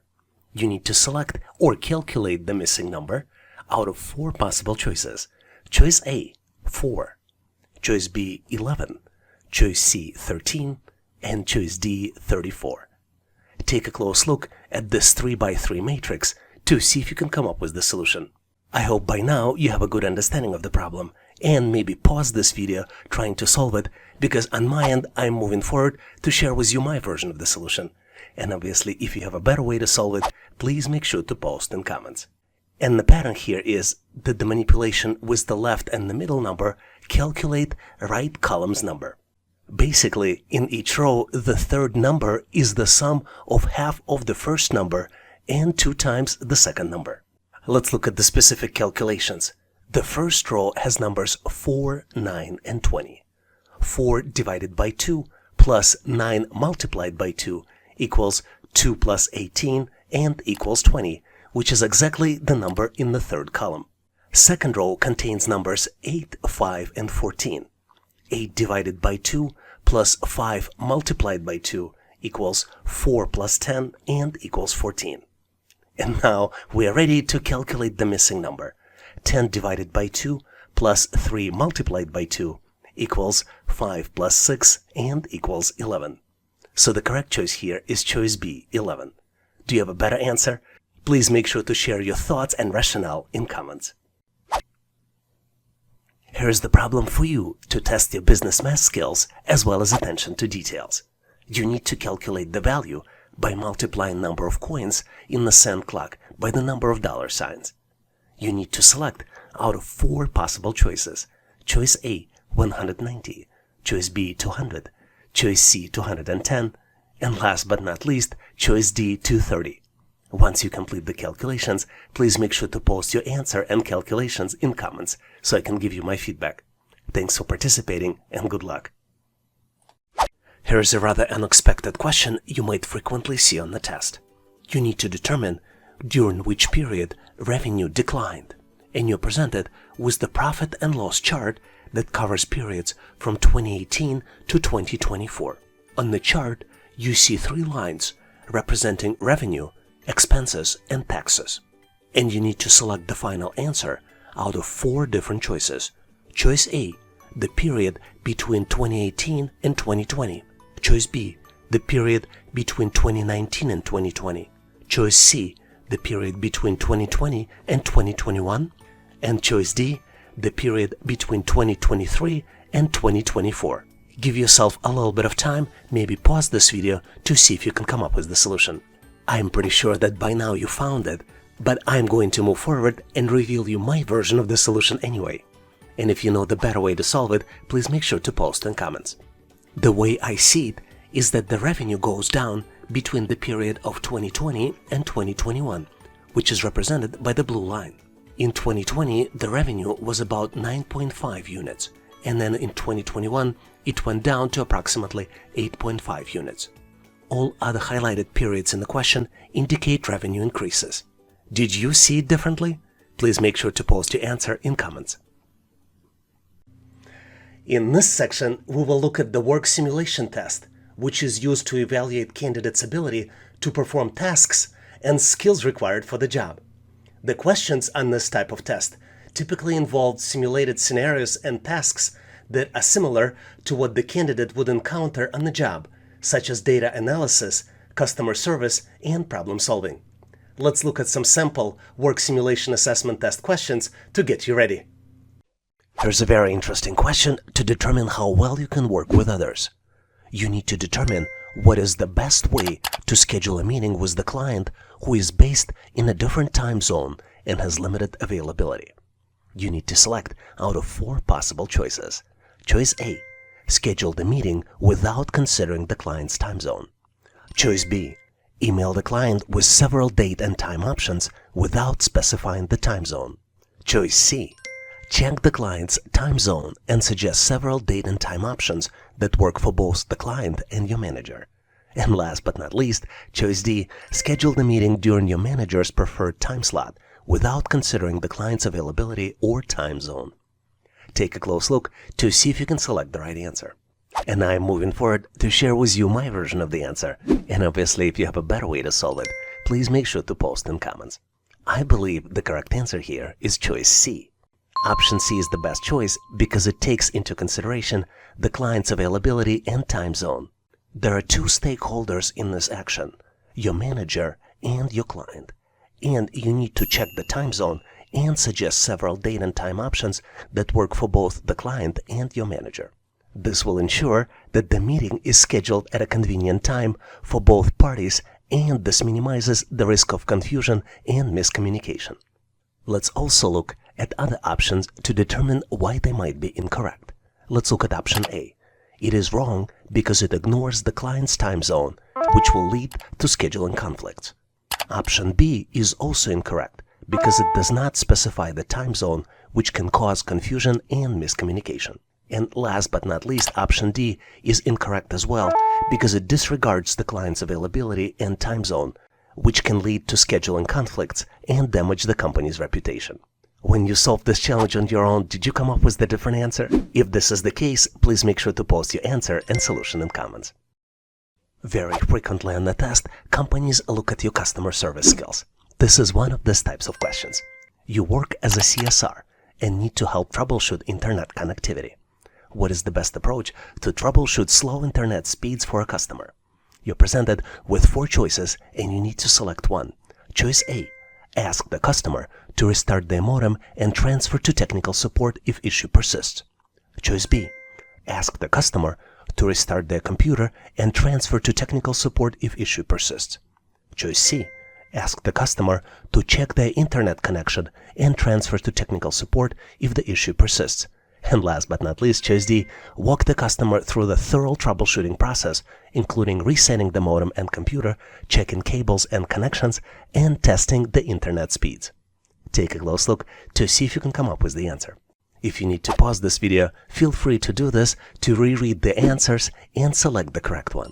On my end, I'm moving forward to share with you my version of the answer. And obviously, if you have a better way to solve it or have a different important considerations, please make sure to bring them up in comments. I believe the correct answer here is choice D. To remind you, in choice D, you would need to walk the customer through a thorough troubleshooting process, including resetting the modem and computer, checking cables and connections, and testing the internet speeds. Only this approach shows your commitment to providing excellent customer service and may even resolve the issue without need for technical support transfer. One important thing to note, the original question is kind of convoluted and it uses the acronyms. Just to clarify for you, CSR stands for Customer Service Representative.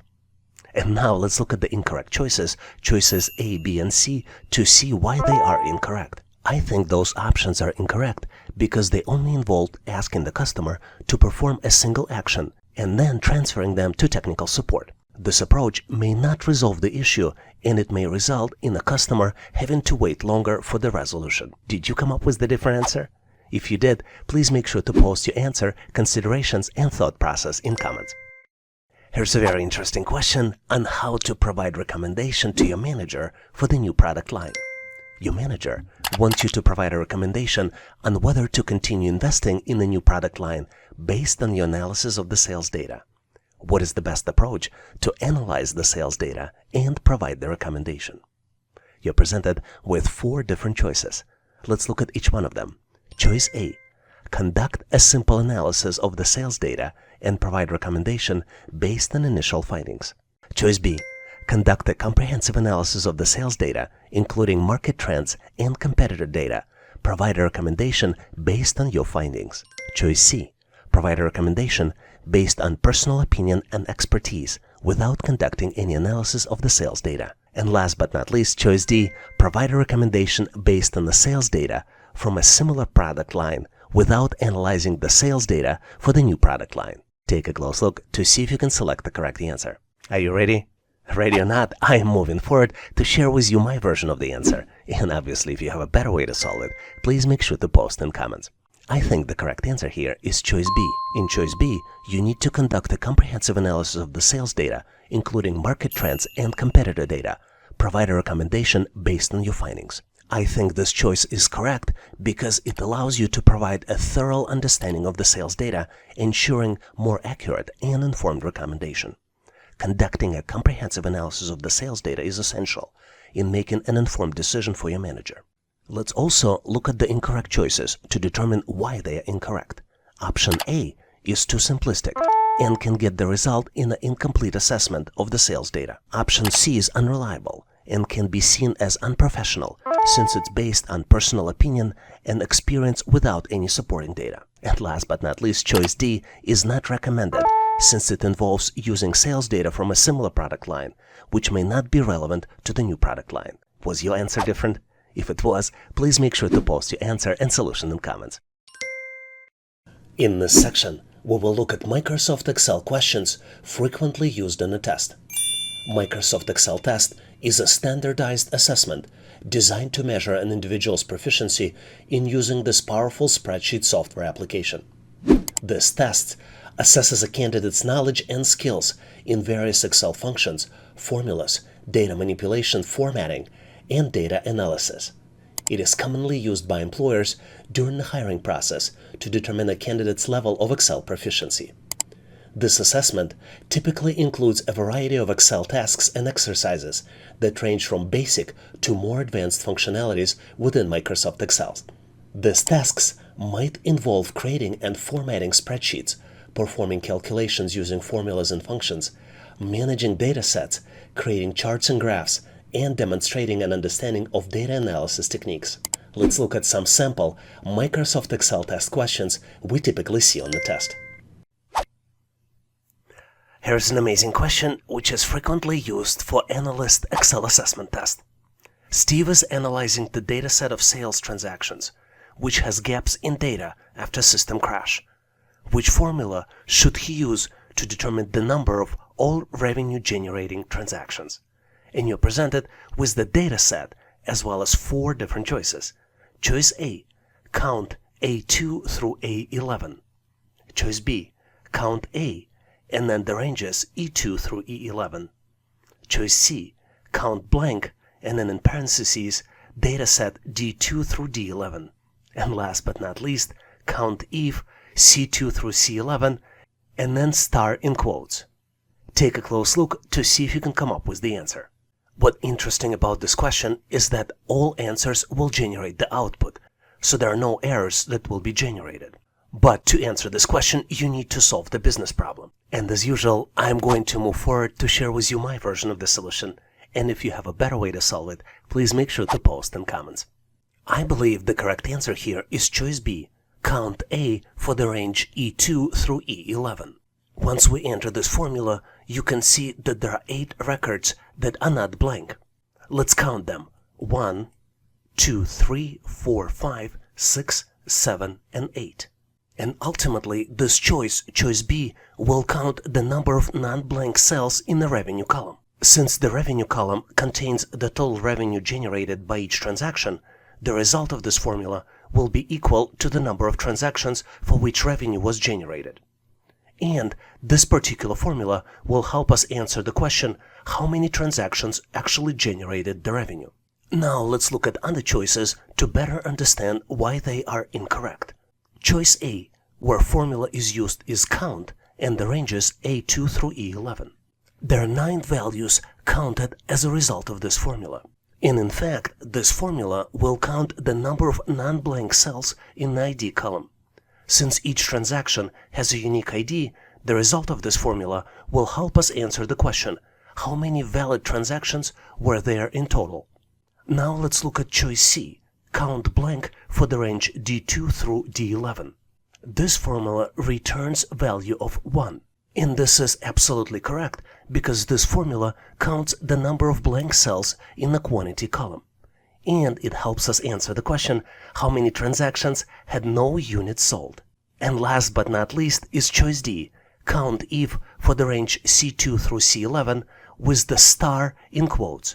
This formula returns the value of 9. And in fact, this is absolutely correct, because this formula counts the number of cells in the product column that contain certain text. Since the wildcard was used, which star represents wildcard, all transactions with non-blank product values will be counted. This is why this formula is helpful to answer business question, how many transactions have non-blank product values? Do you have any other solutions or considerations? Please make sure to share them in comments so we can all learn. Here's an interesting question to test your knowledge of Excel formulas and functions. June is a small business owner, and she recorded her sales figures in an Excel spreadsheet. She needs to calculate total sales for 2022. Which of the following formulas will calculate the total sales correctly? You're presented with the snapshot of data from Microsoft Excel, and you need to select one out of 4 possible choices. Choice A equals sum B3 through B6. Choice B equals add, and then in parentheses B3 through B6. Choice C equals total, and then in parentheses B3 through B6. And last but not least, choice D equals product, and then in parentheses equals B3 minus B6. Do you know the answer? I have full confidence that you can quickly solve this challenge. And I'm going to move forward to share with you my answer. And obviously, if you have a better way to solve it, please make sure to share in comments. To solve this challenge, you need to understand the data and know Microsoft Excel formulas and functions. As you might have figured out, the correct answer here is choice A equals sum, and then in parentheses range B3 through B6. Sum function in Excel adds up the range of numbers. And to calculate the total sales for 2022, we need to add up all the sales figures for all quarters in 2022.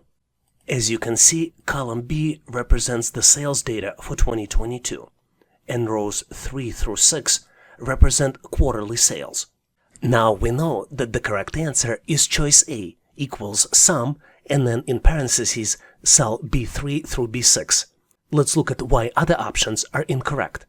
Option B, add values B3 through B6, is not a valid Excel formula. Option C, total B3 through B6, is also not a valid Excel formula. And choice product B3 minus B6 will multiply the values in the range B3 through B6 together, and it will not give you the total sales for 2022. In fact, if you looked at the choice D, the values supplied is not even a range. It's the difference between the values of B3 and B6, because we're supplying only one argument, which is the result of mathematical operation B3 minus B6. And in fact, the output of this function, product B3 minus B6, will be negative, because it's a result of a subtraction of 337 minus 439, and the end result will be negative 101.91. Do you have any other thoughts or considerations about this question? Please make sure to share them in comments.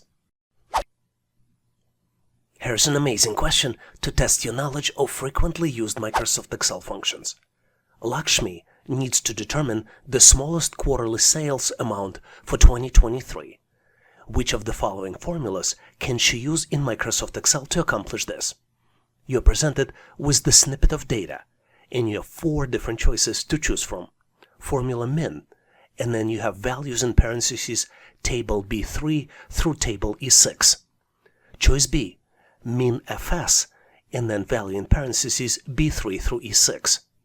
Choice C, min a, B3 through E6 in parentheses, and last but not least, choice D, min B3 through E6. Take a close look, maybe pause this video to see if you can come up with the solution. On my end, I'm going to jump to Microsoft Excel to share with you my version, and obviously if you have a better way to solve it, please make sure to post in comments. I believe the correct answer here is choice D, using min function and then in parentheses supplying argument B3 through E6. To understand the answer, let's look at the data. We have source data for quarterly sales located in the range B3 through E6. We have 4 salespeople on the left, and then we have quarterly sales represented in the row 2. Min function returns the minimum value in the range of cells, and it can be used to determine the smallest quarterly amount for 2023. Since the formula is correct and the range of cells selected is correct, min function will calculate the smallest amount, and smallest amount is equals 253.11. To reinforce the knowledge, let's also look at the incorrect answers to better understand why they are incorrect. Choice A is incorrect because it does not return the valid results. Let's try it. You see that the syntax is not correct. Choice B, min ifs function, sends the incorrect number of arguments into the function and thus generates an error. You've entered too few arguments for this function. Choice C, on the other hand, min a function, has too many arguments and doesn't return any results. So the correct choice here is choice D, when we use the min function to find the smallest sales. Do you have any other suggestions? Please make sure to post them in comments. Here's an interesting question to test how well you know average formula as well as its variations. Isabella is trying to calculate the average new wave sales across all the regions. Which formula should she select? You're presented with the data set as well as 4 different choices. Choice A, average formula and parameters to supply C2 through C10. Choice B, average A formula and parameters supplied are C2 through C10. Choice C, average if formula and the values are C2 through C10 and the second parameters is greater than 0. And last but not least is average if S, and then as the arguments you see the range C2 through C10, second argument is range A2 through A10, third argument is not equal to D, fourth argument B2 through B10, and the last argument is not equals to south. Take a close look to see if you can come up with the right answer. And on my end, I am going to jump to Excel to show you my version of the solution. And obviously, if you have a better way to solve it, please make sure to post in comments. As you might have guessed, the correct answer is choice A, all you need to do is type the average formula and then select the data set C2 through C10 to calculate the average sales value for all the regions. What's interesting about choice B is that technically it is also a correct answer. Average A with the range C2 through C10 will also calculate the average sales, but it includes all the values in the range, even if they have text or errors. In this case, since all values in the range are numbers, the two functions, choice A and choice B, will give you the same result. What's interesting is that option C, average if with the values C2 through C10 and second parameter greater than 0, calculates the average of all sales that are greater than 0 and gives you the same result. But it's not a recommended option because the end result may not always be the same as average of all sales. And the last choice, option D, average if S with all the parameters that we supply, calculates the average sales for all products and regions, except for the product soda and except the values in the South region. This is more specific calculation than the average of all sales and does not represent the right answer. Did this question trigger some thoughts or considerations in your mind?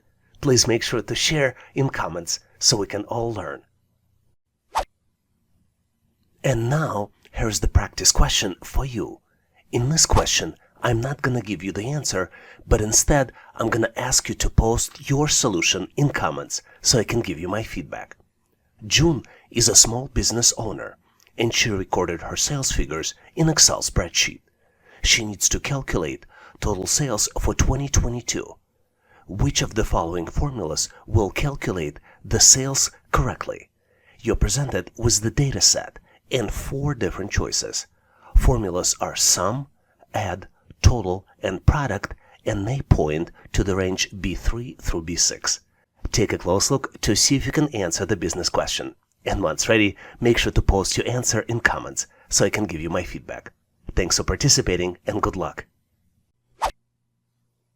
Here's the very interesting question to test your knowledge of rounding in Microsoft Excel. Technology startup company sent 46 members for an off-site training. At the training facility, they were organized into 7 member groups. Which Excel formula do you need to use to calculate number of teams with all members, ignoring any remainders? You're presented with 4 different choices. Choice A, divide cell A2 by B2. Choice B, you use round down formula and supply A2 divided by B2 as a first argument, and as a second argument you supply 0. Choice C, you use round formula and then supply A2 divided by B2, and second argument you supply as 0. And last but not least, you use round up formula, and then in parentheses you supply division of A2 by B2 and second argument as 0. Take a close look to see if you can come up with the answer. Because on my end, I am moving forward to share with you my version of the solution. And obviously, if you have a better way to solve it, or have any other feedback or suggestions, please make sure to post in comments. I believe the correct answer here is choice B, round down. And the reason is because to solve this challenge, we need to use Excel formula which rounds the number down to the nearest integer. To simulate this scenario in Microsoft Excel, let's use round down formula. And you can see that it rounds a number down towards 0. And then let's supply arguments A2 divided by B2. And the second argument, which indicates how many digits we're rounding down to, would be 0. And then you see that the number of full-size teams is 6. If you don't trust Excel like I do, let's confirm the calculations by dividing the cell A2 by B2 without using any formulas, and you see that the number here that was calculated is 6.5714, and the full number is 6, which meets our criteria for original question. Do you have a better solution? Please make sure your version and rationale in comments. In this section, we will look at the behavioral employment assessment questions frequently asked in a test. Behavioral questions are used by employers to evaluate a candidate's behavioral tendencies, soft skills, and decision-making abilities in specific work-related scenarios. These tests are designed to predict how well a candidate is likely to perform and how well the candidate will fit into company's culture based on their responses to various situational questions. Most commonly, employers use following 3 types of questions. Number 1 is scenario-based questions. Candidates are presented with hypothetical work-related scenarios or situations. These scenarios may be relevant to a specific job role or industry the candidate is applying for. Number 2 are multiple-choice questions. Candidates are provided with multiple-choice options as responses for each scenario. They need to choose the most appropriate or effective response. And last but not least are evaluation behavioral trait questions. These types of questions assess various behavioral traits and soft skills of the candidates, such as problem-solving ability, communication skills, teamwork, conflict resolution, time management, adaptability, and leadership potential. Let's look at some of the specific behavioral test questions we frequently see on the test. Here's an amazing question we frequently see on the test. You're presented with the statement. In this case, the statement is, I'm working better when no one is bothering me. You need to select your answer out of 7 possible choices. Choice A, strongly disagree. Choice B, disagree. Choice C, somewhat disagree. Choice D, not sure. Choice E, somewhat agree. Choice F, agree. And last but not least, choice G, strongly agree. Take a close look to see if you can come up with the answer.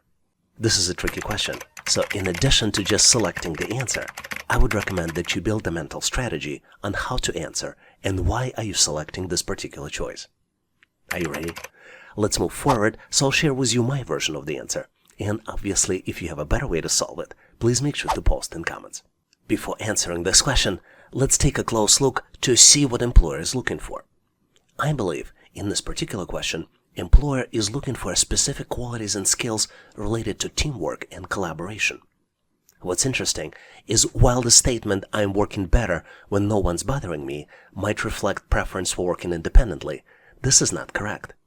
This statement, if answered incorrectly, raises concerns about your ability to function effectively within the team-oriented environment. To better understand how to answer, let's imagine the scenario where you're answering this question during job interview. How would you answer? I might be wrong, but when answering, you would highlight 3 important points. Number 1, you would highlight your collaboration skills. You would emphasize your ability to work well with others and your experiences in collaborating on projects and tasks. You probably would benefit by providing examples on how you communicate effectively, share ideas, and respect diverse opinions. Number 2, you would discuss successful team experiences. You probably would provide examples of times when you worked effectively in a team setting and collaborating to achieving positive outcomes. And last but not least, I would recommend that you acknowledge your independence but show adaptability. While it's okay to appreciate periods of uninterrupted work, it's essential to demonstrate your adaptability to work in a team when required. Now let's summarize and look at important considerations on how you can answer these types of questions. There are a few important criteria to keep in mind. Number 1 is that this question measures your level of sociability. These types of questions measure your tendency to enjoy being around people and working with others. Number 2 is in this question, employer is trying to determine if you're a good team player. Number 3, the correct answer depends on a specific job, but keep in mind that most of the jobs require interactions with other team members. So the summary here is that if your job opening requires teamwork, and most of the jobs do, it's always better to answer strongly disagree or disagree. And if you have ability to provide the rationale for your answer, make sure to use the samples that I'm just about to provide to you, as well as considerations in this notes section. Let's look at the specific sample. So you're presented with the question, I'm working better when no one is bothering me. Your answer might be, I respectfully disagree that I work better when no one's bothering me. In any work environment, I recognize the importance of being open to collaboration, as well as team interactions. I understand that work processes can be unpredictable and that there may be situations where my coworkers require help or attention. And I'm always willing to lend a hand and actively engage with my team members to ensure our collective success. I genuinely enjoy being around people and thrive in collaborative setting. Working with others helps me leverage diverse perspectives and skill sets, which often leads to innovative solutions and improved outcomes. I strongly believe that maintaining open communications with colleagues fosters a supportive and productive work environment. What's even more important is that while I prefer to minimize unnecessary distractions and unrelated requests during my focused time, I understand that effective teamwork sometimes necessitates flexibility. In such cases, I am acceptable and capable of handling stress with composure. I have developed resilience and the ability to maintain productivity even in demanding situations. So, ultimately, I am confident that my collaborative mindset, interpersonal skills, and capacity to handle varying work dynamics make me a strong fit for the role that requires team interactions.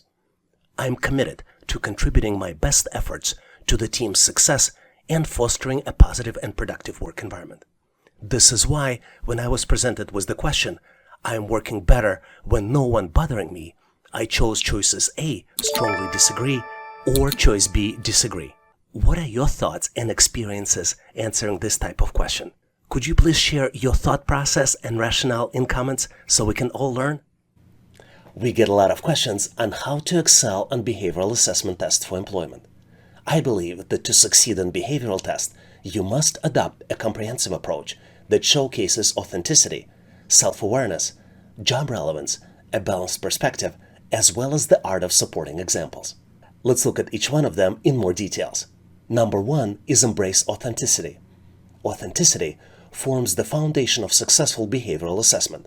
As a candidate, make sure to be true to yourself and present honest responses that genuinely reflect your personality, values, and work style. I recommend that you avoid the temptation of molding your answers to align with prospective expectations, and instead emphasize your strengths while acknowledging areas of growth. Number 2 principle is cultivate self-awareness. Self-awareness is the key to understanding and articulating your behavioral tendencies. Take a moment to showcase your unique characteristics, strengths, and weaknesses. More than just understanding yourself in isolation, consider how your attributes contribute to collaborative work environment. Number 3 principle is tailor your responses for job relevance.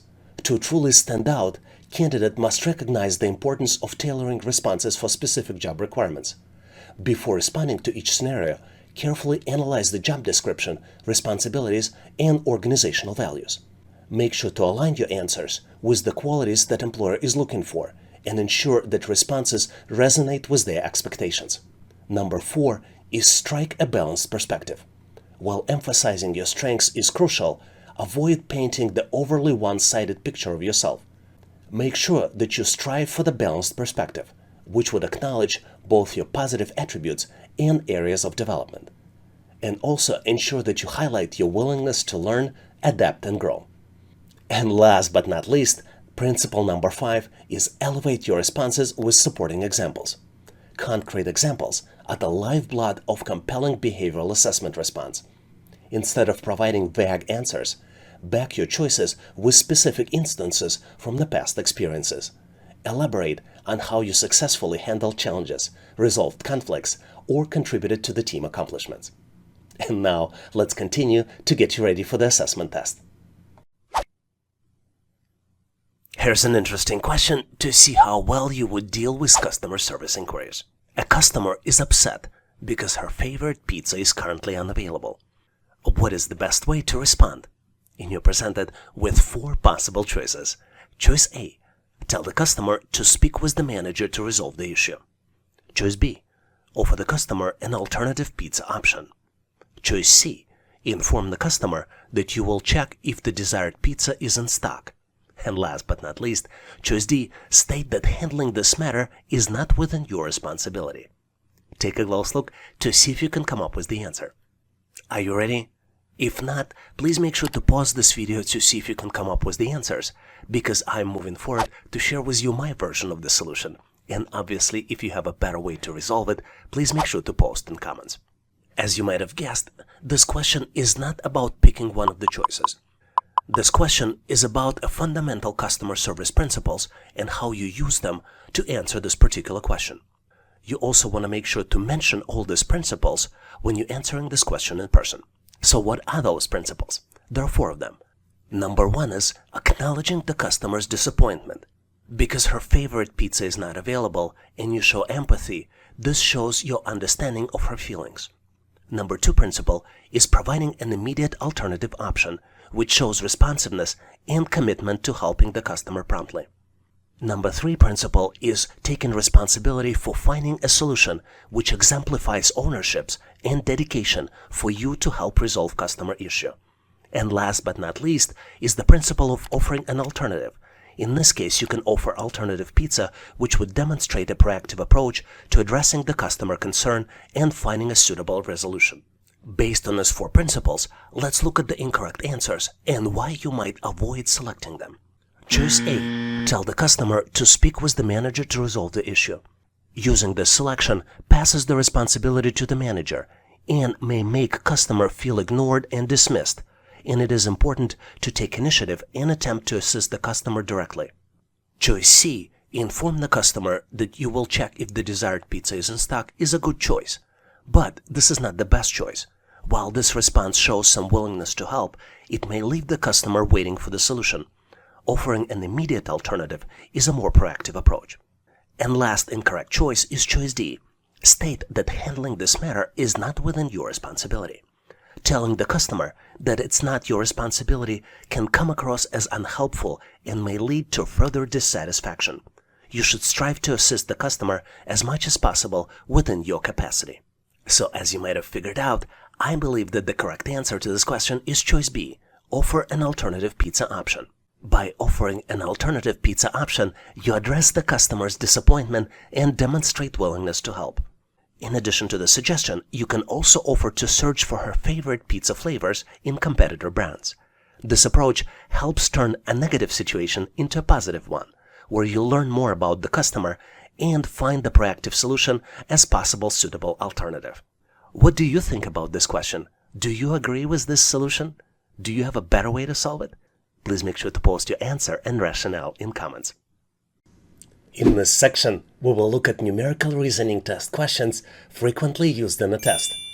Numerical reasoning assessment test is a standardized evaluation designed to assess individuals' ability to understand and work with numerical data, make calculations, interpret charts and graphs, and draw conclusions from quantitative information.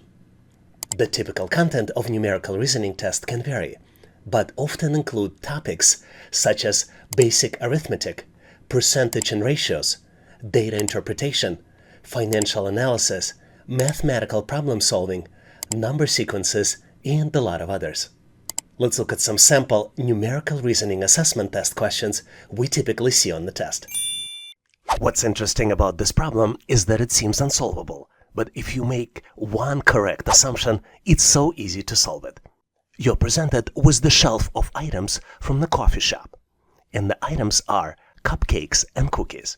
There are 3 sets of items, and 2 sets have price tags associated with them, and the last set does not, and you need to calculate the price tag for the last set.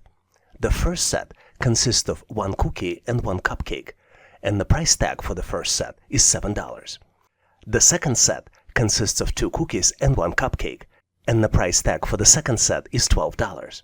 The last set consists of only 1 cupcake, and you need to calculate and select price for the cupcake out of 4 possible choices. Choice A, $5. Choice B, $4. Choice C, $2. And last but not least, choice D, $3. Take a close look to see if you can come up with the answer. Did you figure it out? It seems unsolvable, but the only thing you need to make is one assumption. And using this assumption, I'm going to move forward to share with you my version of the answer. And obviously, if you have a better way to solve it, please make sure to post in comments. Take a close look at the first set. The first set consists of cookie and cupcake, and it costs $7.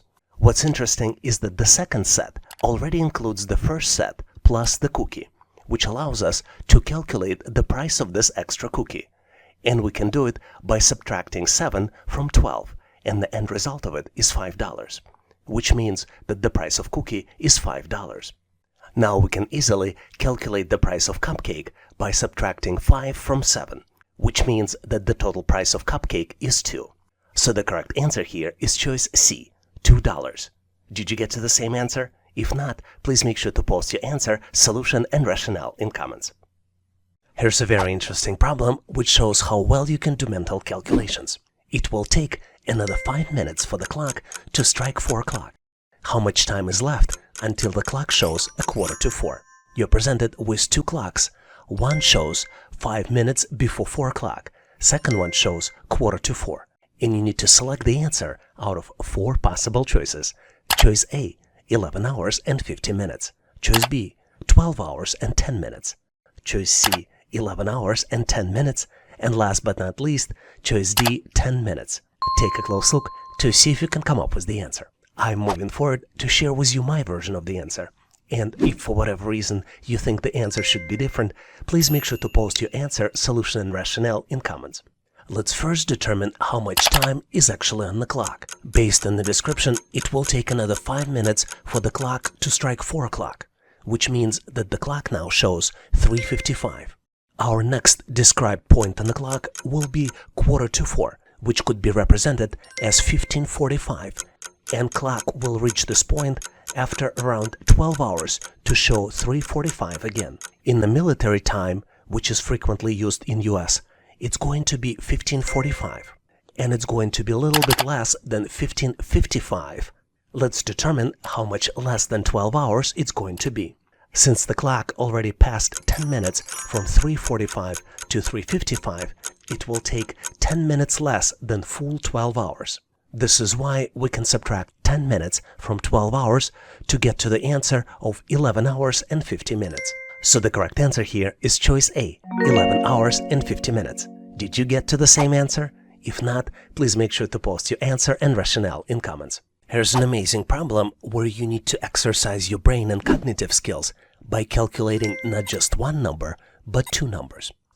You're presented with the scale, and you see that the value of diamond as well as the sum values are missing.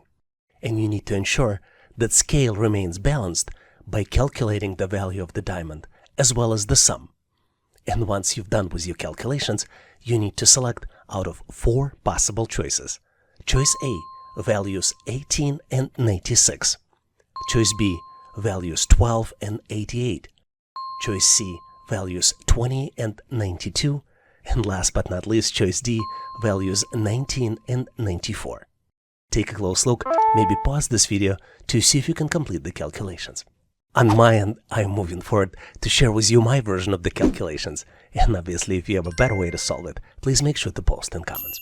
To solve this challenge, let's look at the picture closely to better understand what we're dealing with. We're presented with the multi-tier scale, and this scale has 4 tiers: Tier 1, Tier 2, Tier 3, and Tier 4. Scale remains in balance because values on the left side and on the right side are equal, and the values are represented by the total of numbers inside of each shape. For example, circle has number 12, hexagon has number 6, triangle has number 3, and square has number 4. Let's look closely at Tier 3 to better understand how this tier remains in balance. As I already mentioned, each tier remains in balance because the numbers are equal on both sides. So on the left of the Tier 3, we have 2 hexagons with total value of 12. On the right of the Tier 3, we have hexagon, which equals number 6, plus 2 triangles, 3 plus 3. So on both sides, the total value is 12. This is why Tier 3 remains in balance. Now let's look closely at the Tier 2. On the left of the Tier 2, we have 2 circles. Each circle has a value of 12. 2 circles would be equal 24. On the left of the Tier 2, we have 2 circles with total value of 24, and the entire Tier 3, which also equals 24. This what keeps Tier 2 in balance. Now, knowing this logic, we can calculate the missing value on Tier 4. Because Tier 4 needs to remain in balance, the value of 12 plus 6 should be equal to the missing value, which means that the missing value is 18. And the total sum will be calculated as the sum of all the numbers. The sum of Tier 2 and Tier 3 would be 24 plus 24 plus 48 on the right side of Tier 1, which would equal 96. So the correct answer here is choice A, 18 and 96. Did you get to the different answer? Please make sure to post your answer and solution in comments. Here's a very interesting question where answer is absolutely not obvious. You're presented with interestingly looking shapes. On top of the shape is triangle. On the bottom left and on the bottom right, there are squares. There are numbers inside the triangle, and there are also numbers inside the squares. Let's take a close look. The first object has number 5 inside the triangle, and number 3 in the left square, and number 17 in the right square. Second object has number 4 inside the triangle, and numbers 5 and 22 inside the squares. The third object has number 3 inside the square, and numbers 8 and 26 inside the squares. The fourth object has number 2 inside of the triangle, number 7 in the left square, and then comes the missing number inside the right square. And did I mention that all objects are of different colors? If we go from left to right, we start with red on the left, next goes light blue, yellow, and then darker blue. And obviously you're the one who needs to make sense out of it and calculate the missing number. Once calculated, select the final answer out of 4 possible choices. Choice A, 14. Choice B, 25. Choice C, 16. And last but not least, choice D, 20. Take a close look to see if you can come up with the solution. Are you ready? Because on my end, I am moving forward to share with you my version of the answer. And obviously, if you have a better way to solve it, please make sure to post in comments. If you're a frequent visitor to this channel, or even better if you're a subscriber, you probably know that the key to solving these types of challenges is to understand the pattern. And the pattern here is that the number in the right square is calculated. And it's calculated by multiplying the number inside of the triangle onto the left square number. And on top of this multiplication, you also add 2 to the end result of the calculation. Let's look at the example. If we multiply 5 by 3 in the first object, the end result of this calculation would be 15. Then we add 2 to 15, and that's how we get to the number in the right square, which is 17.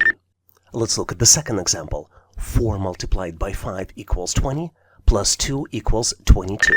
Now let's move to the third object. 3 multiplied by 8 is 24, plus 2 equals 26. And now comes the missing number.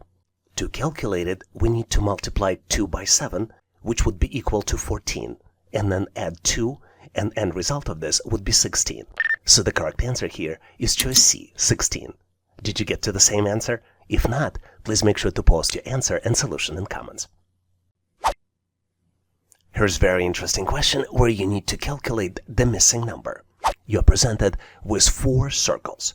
Each circle is of a different color. The first circle has number 1 inside of it. Second circle has number 2. Third circle has number 5 inside. And last circle has the missing number represented by the question mark. You need to calculate and select final answer out of 4 possible choices. Choice A, 24. Choice B, 26. Choice C, 16. And last but not least, choice D, 20. Take a close look to see if you can calculate the final answer. Are you ready? I hope you found the answer because it's so easy to calculate. Let's move forward so I can share with you my version of the solution. And obviously, if you have a better way to solve it, please make sure to post in comments. I keep repeating myself when I say that finding pattern is the key to solve this challenge. And the pattern here is that the next number is calculated as a square value of the previous number plus 1. Let's look at the example. The first number is given, which is 1. Second number is calculated as 1 square plus 1 and equals 2. The third number is calculated as 2 square plus 1 and equals 5, which means that the missing number is calculated as 5 square, which would be equal to 25, plus 1, which would be equal to 26. So the correct answer here is choice B, 26. Did you get to the same answer? If not, please make sure to post your answer and rationale in comments. Here's the challenging problem by solving which you will boost your cognitive abilities. You're presented with 5 hints, and using these hints, you need to unlock the code and open the lock. The hints are: in the digits 248, only 1 digit is correct and well placed. In the digits 845, 2 digits are correct but not correctly placed. In the digits 461, only 1 digit is correct and it is correctly placed. In the digits 592, only 1 digit is correct and it is well placed. And last but not least, hint that in the digits 904, none of the digits are correct. To open the lock, you need to process all the hints and select one out of 4 possible choices. Choice A, 518. Choice B, 485. Choice C, 418. And last but not least, choice D, 568. Take a close look to see if you can come up with the answer. I'm pretty sure you're done solving it by now, so I'm moving forward to share with you my version of the answer and solution. And if you have a better way to solve it, please make sure to post in comments. As you might have guessed, you solve this problem through elimination. And I'm going to start with the hint number 5, because it's the most helpful of all. Once we've learned that in combination 904 none of the digits are correct, we can eliminate 2 possible answers. We can eliminate both choices B and C because both of them have digit 4, which is an incorrect digit. Let's continue elimination to get to the correct answer. If we look through the remaining 4 hints, we learn that in hint 1, where digits are 2, 4, 8, only 1 digit is correctly placed, which is digit 8. In hint 2, 2 digits are correct, but they're not correctly placed, and they're digits 8 and 5. In hint 3, only 1 digit 6 is correct, and it is correctly placed. And last but not least, in hint 4, digit 5 is correct, and it is well placed. Based on this, the correct answer here is choice D, 568. Do you have any hints to show how to best solve these types of challenges? If you do, please make sure to post them in comments. Have you ever dealt with the money tree? Well, now it's your opportunity. And it's your opportunity to check your attention to details. You're presented with the money tree making enterprise. And you need to calculate the total value of money that you see in the picture. What's interesting here is that each coin is 1 cent. And each bill equals $1. You need to identify all coins and all bills and count the total value. Once you complete the calculations, please select one out of 4 possible choices.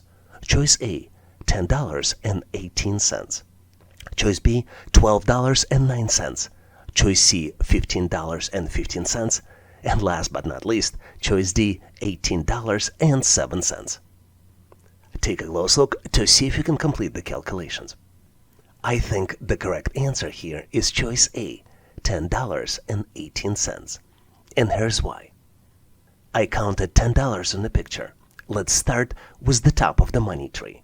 1, 2, 3, 4. And then on the right, we see another group of the dollar bills. There are $5 there. Let's count them together. 1, 2, 3, 4, 5. And then we see the hard-to-notice dollar bill on the top of the flower pot. Now let's count the coins. We see 9 coins to the right of the flower pot. Then we see 8 coins coming out of the watering can. And then there is 1 coin on top of the watering can, which is easy to miss. Did you get to the same answer? Choice A, $10.18? If you didn't, please make sure to post your answer and whatever other coins or dollar bills I missed in comments. Here's a puzzling question for you, but I have full confidence that you can solve it quickly. You're presented with 4x4 matrix, and the numbers are, starting in the upper left corner, 9, 8, 3, 4. The second row numbers are 2, 9, 2, and then comes the missing number. The third row starts with 4, 6, 2, 0. And last but not least row is 7, 6, 2, and 6. You need to calculate the missing number. And you have 4 different choices to select from. Choice A, 2. Choice B, 5. Choice C, 6. And last but not least, choice D, 7. Take a close look to see if you can come up with the solution. Did you get to the right answer? I hope you did, because I'm moving forward to share with you my version of the solution. And obviously, if you have a better way to solve it, please make sure to post in comments. You're probably tired of hearing this in this channel, but to solve these types of challenges, you need to detect the pattern. And the pattern here is that the last 2 digits are equal to the sum of the first 2 digits multiplied by 2. Let's look at the example. The first row contains numbers 9, 8, 3, 4. And the expression here is that 9 plus 8 in parentheses multiplied by 2 equals 34. Based on this logic, the third number would be 4 plus 6 in parentheses multiplied by 2, which would be equal to 20. which represents the set of numbers 4, 6, and then 20.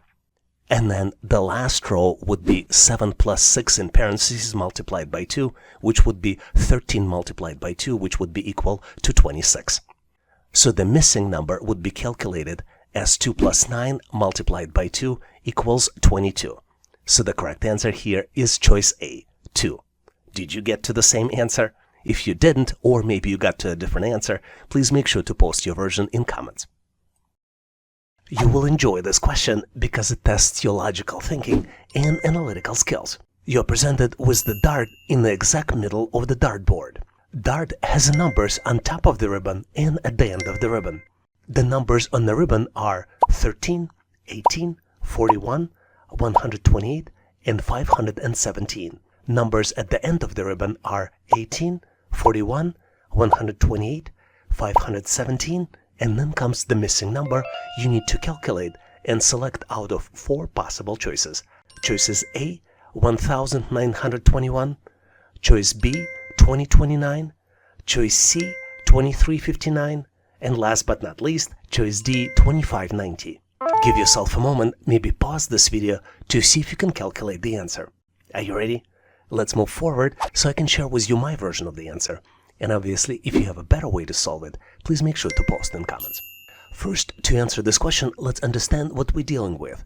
Since this game may not be very familiar in all the parts of the world, let's start with the definition.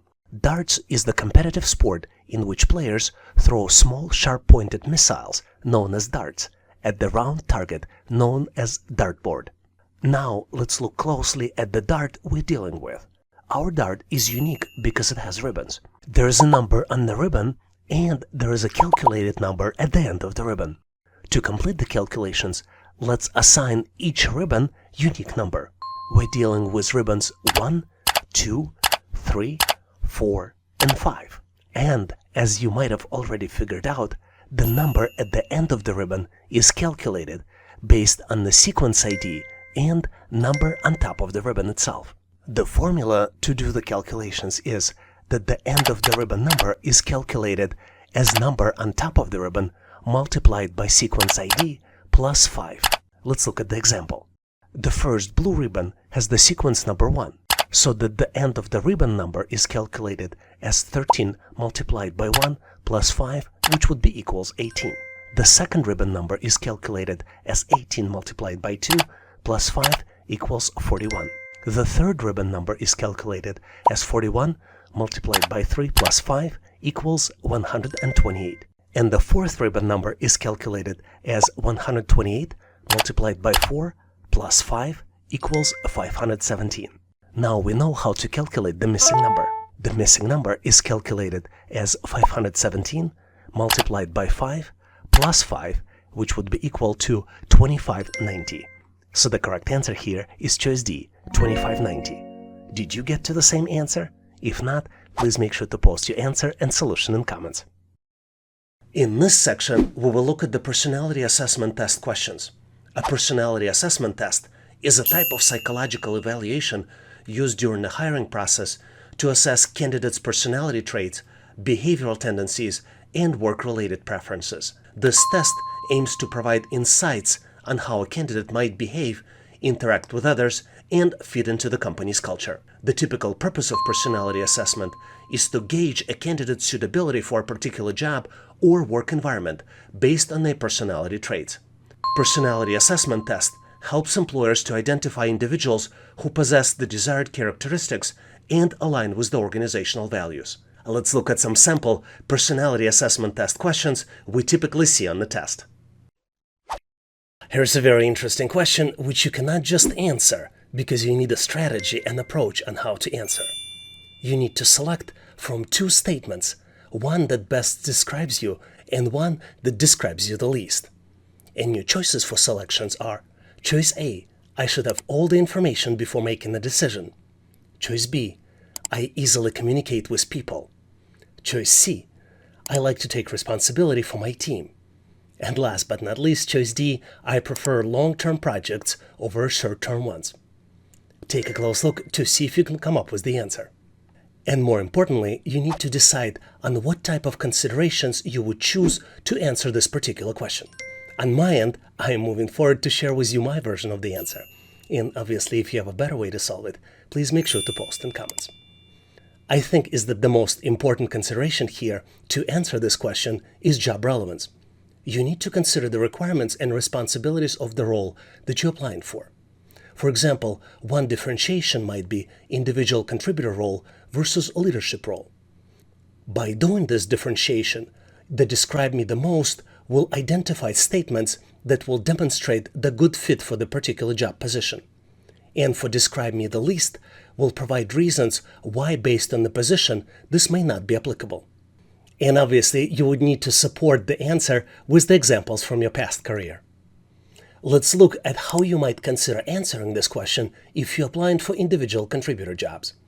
The individual contributor jobs is where you as individual responsible for the outcomes. Samples of these jobs might be data analyst, research scientist, software engineer, quality assurance specialist, financial analyst, technical writer, graphics designer, and a lot of others. Here, the preferential answers would be choices A and D. Let's look at choice A first. Choice A, I should have all the information before making the decision. The statement for individual contributor job suggests a preference for thoughtfulness and careful decision making. In an individual contributor role, it's important to be detailed-oriented and make informed decisions based on available information. This trait can be valuable in roles that require precise execution and attention to details. Choice D, I prefer long-term projects over short-term ones, is also preferred for individual contributor roles. This statement indicates a preference for working on the projects that have longer duration. In an individual contributor role, this trait may be beneficial for tasks or projects that require patience, persistence, and focus on long-term goals. It suggests an ability to sustain effort and commitment over the extended periods of times. Now, if you're applying for leadership position, you might consider choosing choices B and C as the ones that would represent you as a candidate for this position.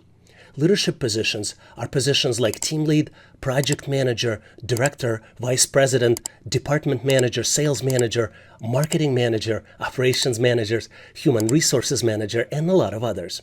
Let's look at both choices B and C individually to see why selecting them might be beneficial when applying for leadership positions. Choice B, I easily communicate with people.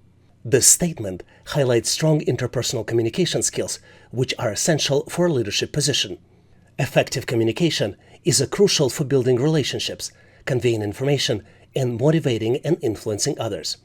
Strong communication skills can contribute for successful leadership and collaboration within the team. Choice C, I like to take responsibility for my team, highlights the desire to take ownership and accountability for the success in the team. In a leadership position, the ability to assume responsibility, provide guidance, and support team members is crucial. It indicates a willingness to lead by example, make decisions, and make necessary actions to drive team performance and achieve goals. One important point to understand is that I'm not asking you to provide an incorrect answers. I'm asking you to decide how your past experiences can be helpful to the role you're applying for. There is a valid you selected to apply for this particular position, and the reason is because you believe your qualifications are aligned with position description. So what you need to do here, answering this question, you need to align the answers with the job requirements. My 3 recommendations for you on how to answer these types of questions is provide authenticity, provide self-reflection, and provide supporting examples. Let's look at each one individually to help you decide how to answer this particular question. Let's look at number 1, authenticity. You need to provide honest and genuine responses that accurately reflect your personality traits and tendencies. It is essential to be true to yourself and true to your employer rather than trying to present what you think the employer might be looking for. Number 2 is self-reflection. Take a moment to reflect on your own characteristics and behaviors. Consider your strengths, weaknesses, preferences, and areas where you excel or struggle. And number 3, think of the supporting examples. Justify your choices by providing specific examples or instances from your past experience. This helps add credibility to your responses and allows the employer to understand your reasons and thought process. Next, I'm going to share with you my answer if you're applying for the leadership position. And I'm also going to ask you to provide your answer for the individual contributor role. For example, if you're applying for leadership position, I recommend that you choose choice C and choice A. Choice C, I like to take responsibility for my team, would represent the answer that best describes you. Your actual justification for this choice may sound like this. As a leader, I thrive on guiding and supporting my team towards success. I believe that fostering a collaborative and empowering work environment where individuals can grow and excel. Taking responsibility for my team means ensuring their development, providing guidance when needed, and creating a cohesive and motivated group that can achieve outstanding results. The statement that describes you the least might be choice A, and choice A states, I should have all the information needed before making the decision.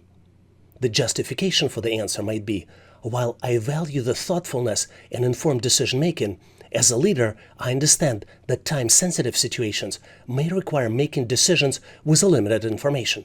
I am comfortable relying on my experience, intuition, and the input of trusted team members to make timely decisions while considering the available information.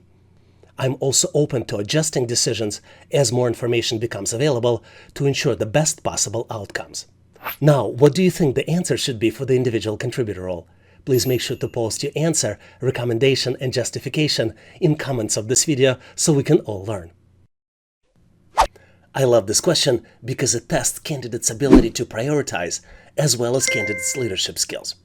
You're presented with the question where you need to select two statements. One statement that best describes you and another that describes you the least. The four possible answers to this question would be A. I can organize my work schedule by myself. Choice B. I work even better when everything goes wrong. Choice C. I think small details are important. And last but not least, choice D. I like to be best player on my team. Take a close look to see if you can come up with two answers. On my end, I am moving forward to share with you my version of the answer, and obviously if you have a better way to solve it, please make sure to post in comments. Let's first look at the important considerations on how you can select the right answer. There are three important considerations here, and they all fall into one category: job relevance. You need to consider the requirements and responsibilities of the role you're applying for. Number two, you need to think about how each statement relates to the demands of the position. And last but not least, number three, you need to choose the statement that demonstrates a good fit for the job and showcases qualities that would be beneficial for the specific context. Let's take a look at how you would select the right answer in the specific categories. Let's start by looking at the choice A. I can organize my work schedule by myself. If you choose this answer, it would show that you're a self-structured person that could work independently. Choice B. I work even better when everything goes wrong, shows your stress tolerance, your ability to work in stressful and unpredictable situations. Choice C. I think small details are important, would show your level of attention to details that could be important for jobs such as accounting, programming, controller, and other jobs that require attention to details. And last but not least, choice D, I like to be the best player on my team, shows how competitive you are. This is a good choice for the sales position, but could be a problematic choice for the manager roles. Let's look at the examples of the choices that best describe me. One of the choices that you might select would be choice A. I can organize my work schedule by myself. I'm a very disciplined person. I can independently prioritize different tasks, and I can take responsibility of the results of my job. I prefer to organize my work schedule by myself without over-attention from managers. I can be much more productive by working in this way. This is why I selected the choice A. I can organize my work schedule by myself. Now let's look at the choice that least describes you and considerations you might consider providing. For that statement, I selected choice D. I like to be the best player on my team. Of course, I want to show off my skills and I want results be fairly evaluated. But I understand the importance of teamwork for good results. And in this way, I can do a back office job when it's necessary. I will put overall results of my team in the first place, even if it's temporarily slows down my own results and my progress. Do you have any other suggestions on how you can answer this type of questions? Please make sure to post them in comments so we can all learn.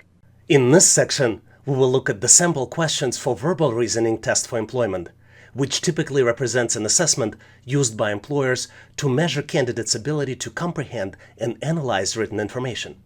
The questions typically involved reading passages, answering questions based on the information presented, as well as identifying relationships between words and understanding the vocabulary. Let's look at some sample questions that you typically see on the test to make sure you get ready. To excel in solving this challenge, let's remember the wisdom of Helen Keller. Alone, we can do so little. Together, we can do so much.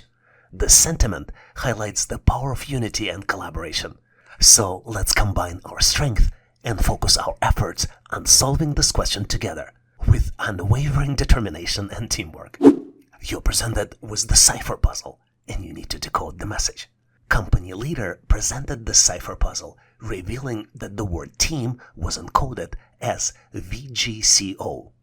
Leader then challenged everyone to decode the message YKP space CU space VGCO to uncover the key to the company's success.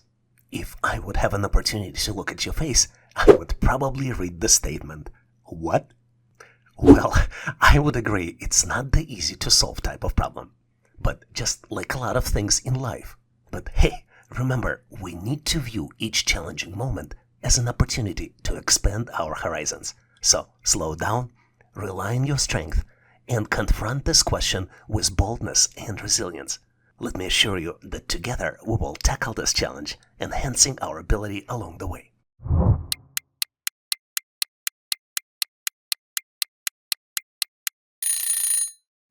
Time's up. Are you ready to show your answer? Keep in mind that you're learning here, and remember that your answer can be correct or not. But what's more important is that we are not just seeking the right answer, but also building the mental muscle that will drive your future achievements. So don't be afraid of mistakes and embrace each challenge as an opportunity to grow stronger. And remember, online training for everyone is always here to support you. So don't forget to click this subscribe button. Speaking about mistakes, did you know that the typical mistakes people make trying to solve this types of challenge is giving up, not even trying, or overthinking the problem and forgetting the simplest cipher encoding pattern? And to understand the simplest pattern, we need to look at the transformation of the word team to VGCO. And in fact, the cipher used here is called Caesar cipher, where each letter of the word team was shifted forward by +2 positions. For example, letter T is number 20 in the alphabet, +2 would be 22, which converts it to letter V. E is number 5, converts to G number 7. A is number 1, converts to C number 3. And M is number 13, which would encode to letter O 15. Our goal here is to decode the message YKP space CU space VGCO. Another trick here is that we already know what VGCO stands for, right? Let's decode the first segment YKP. Y converts to W, K converts to I, and P converts to N. So the word here is win. Let's look at what segment CU converts into. C converts to A, and U converts to S. So now you know what's the keys to company's success. Win as team. This simple and fun Caesar cipher shift not just fostered collaboration, but also highlighted the critical role of unity in achieving company's objective. You would have to admit that trying to answer this question is like convincing a cookie to share chocolate chips. It's a tough cookie, but the reward is sweet. Maybe this tough question is stepping stone toward mastery and understanding, which is rather a sweet reward. We are presented with the challenge where we need to build singular plural business word pairs. One pair is present, manager and managers. For the other words, you need to build the pairs, and the other words are company, index, crisis, and analysis. Do you feel like you stumbled upon a tough one? Well, those are tough words, and you're not alone in this journey. I feel exactly the same way. But whether you're a problem-solving veteran or a newcomer, I believe in your capabilities. Take a moment to reflect, tap into your creativity, and let's tackle this challenge together. Your answer is just waiting to be discovered.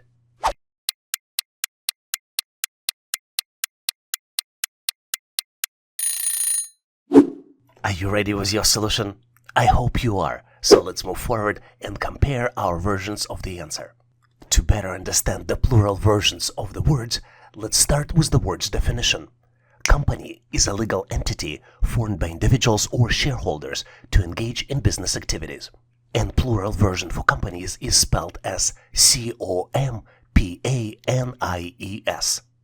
and is pronounced as companies. Index is a statistical measure that represents the relative change in a group of values or prices. The plural version for indexes is spelled as indices and is pronounced as indices. A crisis refers to a critical, unpredictable event or situation that poses a threat to organization's operations, reputation, or overall well-being. The plural version for crisis is spelled as crises and is pronounced as crises. And then the last word, analysis, involves the examination and evaluation of information, data, or elements to gain insights, draw conclusions, and make informed decisions. The plural version for analysis is spelled as analyses and is pronounced as analysis. Some might argue that attempting this problem is like playing hide and seek with a ghost. It may seem elusive, but with a little persistence, you will uncover the mystery. But I see this question like a garden of opportunities. It may be a seed that, when nurtured, grows into knowledge. Your goal is to determine the opposite business word pairs. You already presented with one pair, innovative versus conventional. And you need to find the opposite business word pairs for other words, which are transparent, collaborative, strategic, and stable. Feel like you stumbled upon a tough one? Well, it's not that difficult to solve, and I have full trust in your problem-solving capabilities. Whether you're a problem-solving veteran or a newcomer, I believe in your capabilities. Take a moment to reflect, tap into your creativity, and let's tackle this challenge together. The answer is just waiting to be discovered.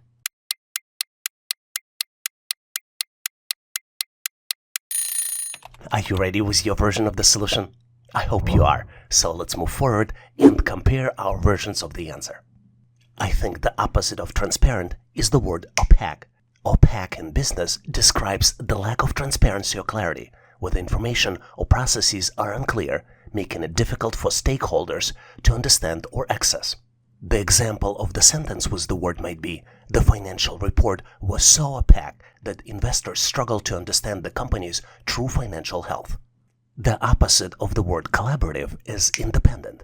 Independent in business denotes autonomy and self-reliance, indicating the ability for the entity or individual to operate without unique influence or reliance on external factors. The example of the sentence with this word might be, the entrepreneur decided to start an independent consulting firm, free from constraints of a traditional corporate structure. The opposite of the word strategic in business is tactical. Tactical in business sense relates to actions or strategies that are carefully planned and executed to achieve short-term goals or respond to immediate challenges within an overall strategic framework. The example of the sentence with this word might be, the marketing team implemented a tactical campaign to boost sales during the holiday season, targeting specific demographics with precision. And the opposite of the word stable could be volatile. Volatility in business refers to the degree of unpredictability and variability in market conditions, prices, or other factors. The example of the sentence with this word might be, the stock market became highly volatile, with prices fluctuating dramatically in response to global economic uncertainties. Did you come up with any different alternatives? If you did, please make sure to share them in comments so we can all learn. Here's the question you will definitely enjoy solving. You're presented with 8 letters, and you need to determine the next letter in the sequence. The letters you see are D, J, F, M, A, M, J, J, and then comes the missing letter, which you need to select out of 4 possible choices. Choice A, J, choice B, A, choice C, F, and choice D, M. Take a close look to see if you can come up with the solution. I'm going to give you a quick hint. Try to solve the pattern by thinking about Christmas, and then New Year, and then think what comes next. I hope this hint was helpful because I'm moving forward to share with you my version of the answer. And obviously, if you have a better way to solve it, please make sure to post in comments. As you might have guessed, the sequence represents the first letters of each month, starting from December. This is why I started with Christmas. Then comes January. This is why I mentioned New Year. Then February, March, April, May, June, July, and as you might have guessed, the next month would be August, which starts with A. So the correct answer here is choice B, A.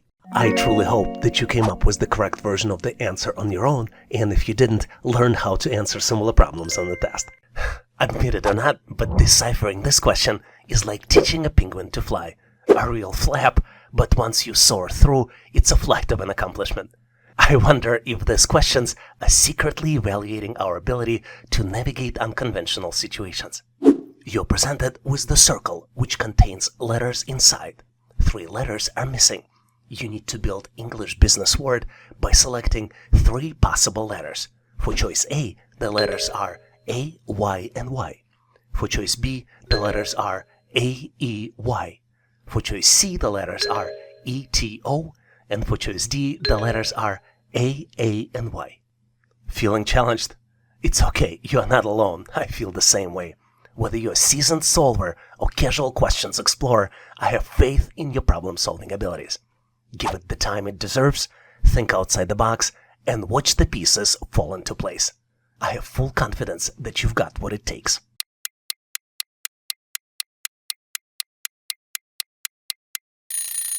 Are you ready with your solution? Still not ready? Let me give you a hint. This word represents a comprehensive plan that outlines organizations' long-term goals and objectives, along with actions and tactics required to achieve them. I am pretty sure you've got this now. The word is strategy. Strategy involves making decisions how to allocate resources, such as people, capital, and time, to gain a competitive advantage in the market.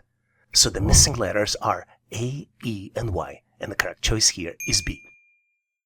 With this question, it's pretty clear that explaining data analytics to your grandma is like decoding a complex algorithm with a punchline.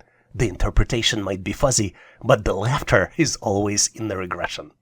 You're presented with 4 words, and you need to determine the one that is misspelled. The words are choice A, concatenation, choice B, normalization, choice C, aggregation, and last but not least, choice D, duplication. Feel that you stumbled upon a tough task? Well, it's not one of those your grandma questions. I can tell you this, it's a serious data analytics business, but you are not alone in this journey. Whether you're a problem-solving veteran or newcomer, I believe in your capabilities. Take a moment to reflect, tap into your creativity, and let's tackle this challenge together. Your answer is just waiting to be discovered.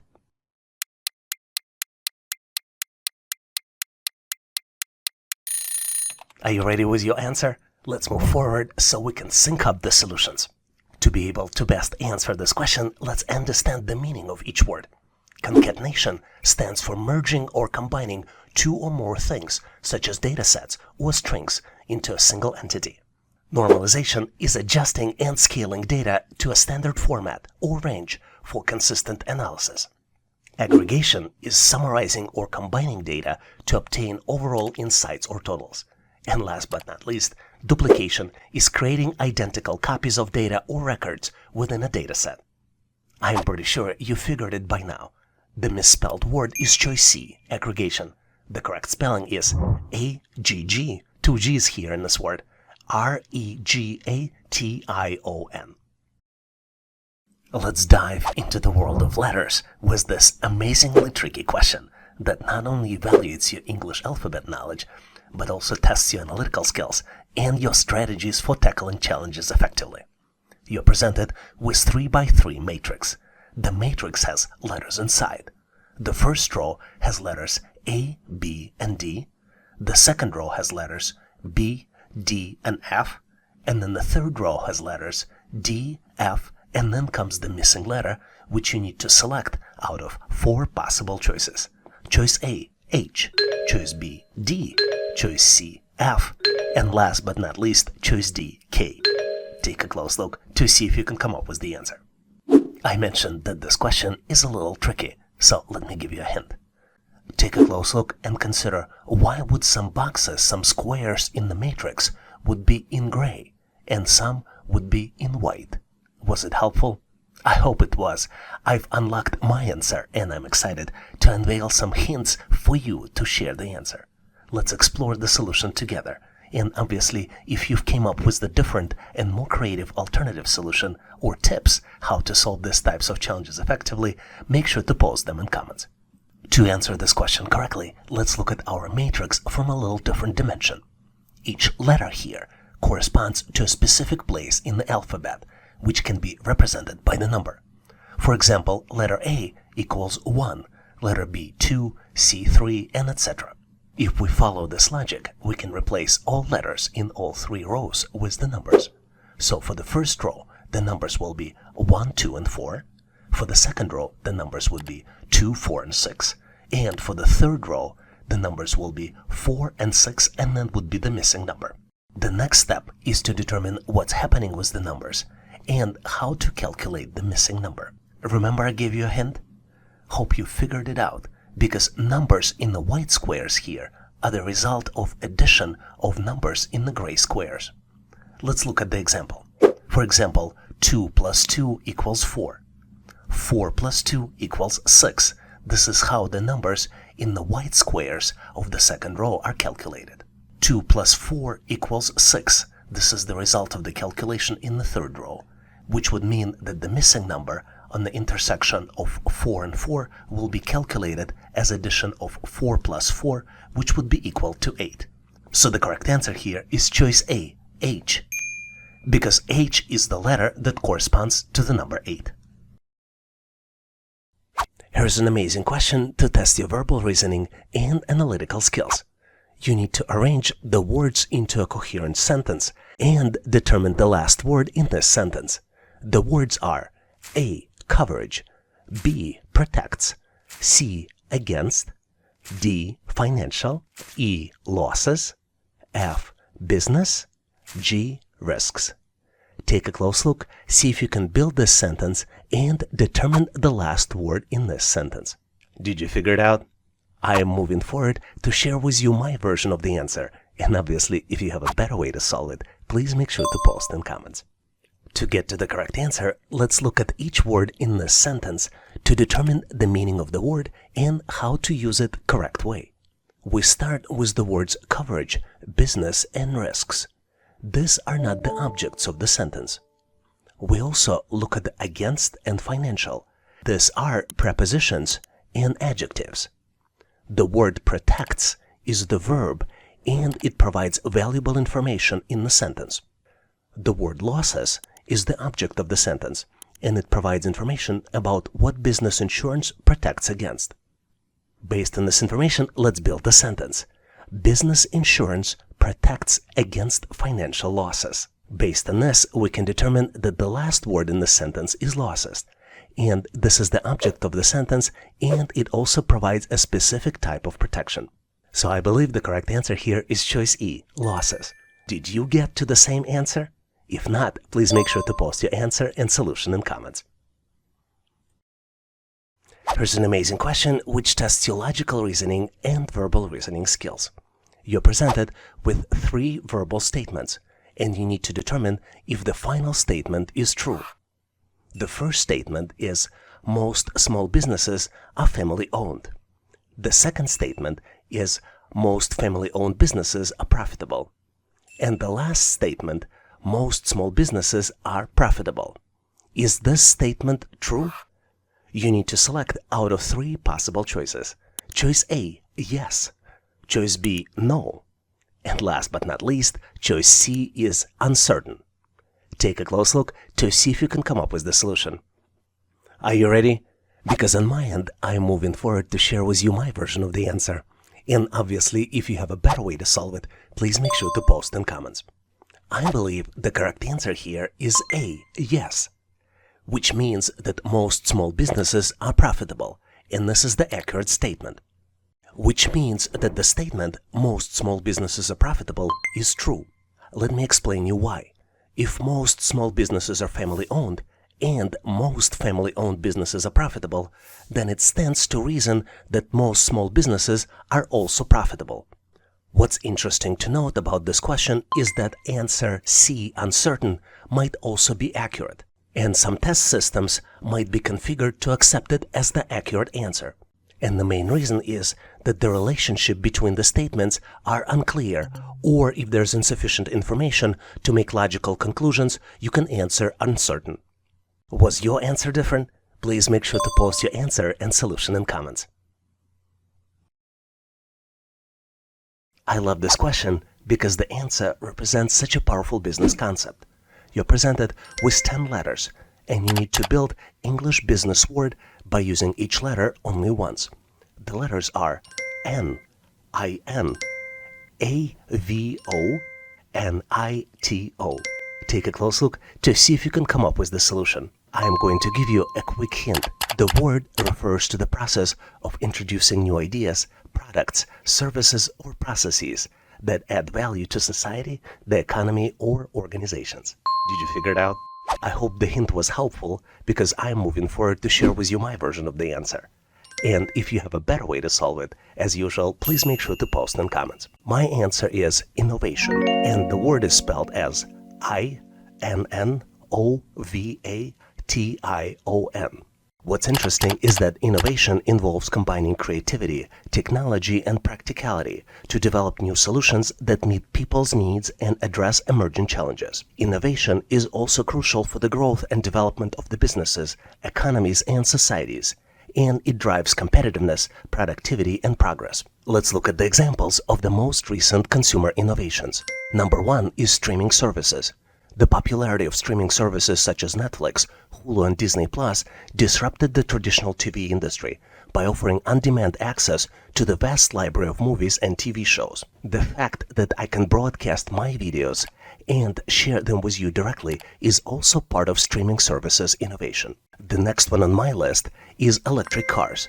The development of electric cars by companies such as Tesla, Nissan, and Chevrolet has provided consumers with a more sustainable and energy-efficient alternative to traditional gasoline-powered vehicles. Another example of recent innovation is wearable technology. The emergence of wearable technologies such as smartwatches, fitness trackers, and virtual reality headsets had powered people to track their health and fitness, stay connected, and experience immersive digital content. We also recently enjoyed innovation of online marketplaces. Companies such as Amazon, eBay, and Etsy revolutionized the way people shop by providing them with vast selection of products, competitive prices, and fast delivery options. And last but not least on my list is the smart home technology. The rise of smart home technology allowed people to control and automate various aspects of their homes, from lighting and temperature to security and entertainment, using voice commands and mobile apps. Do you know any other examples of recent innovations? Please make sure to share them in comments so we can all learn. There's no better question to boost your IQ and brain power. You're presented with 3 expressions, and you need to find the missing item in the third expression. The first expression is B plus D equals F. The second expression is Z minus W equals C. And the third expression is D multiplied by E equals missing item. And you need to find and select the missing item out of 4 possible choices. Choice A, T. Choice B, S. Choice C, U. And last but not least, choice D, I. Take a close look to see if you can come up with the missing item. I'm going to give you a quick hint here. To solve this challenge, you need to know English alphabet. But it's one of the simplest alphabets available with only 26 letters. Are you ready? Let's move forward, so I'll share with you my version of the answer. And obviously, if you have a better way to solve it, please make sure to post in comments. To solve this challenge, you really need to have a good understanding of English alphabet. And not just the alphabet, but also analytically understand that you can assign a number for each letter of the alphabet. I already mentioned that there are 26 letters in English alphabet, and this is probably one of the first things you study when you study English. So the letters would be A, B, C, D, and so on. And you can go forward, and for each letter, you can assign the number. For example, letter A will get associated with number 1.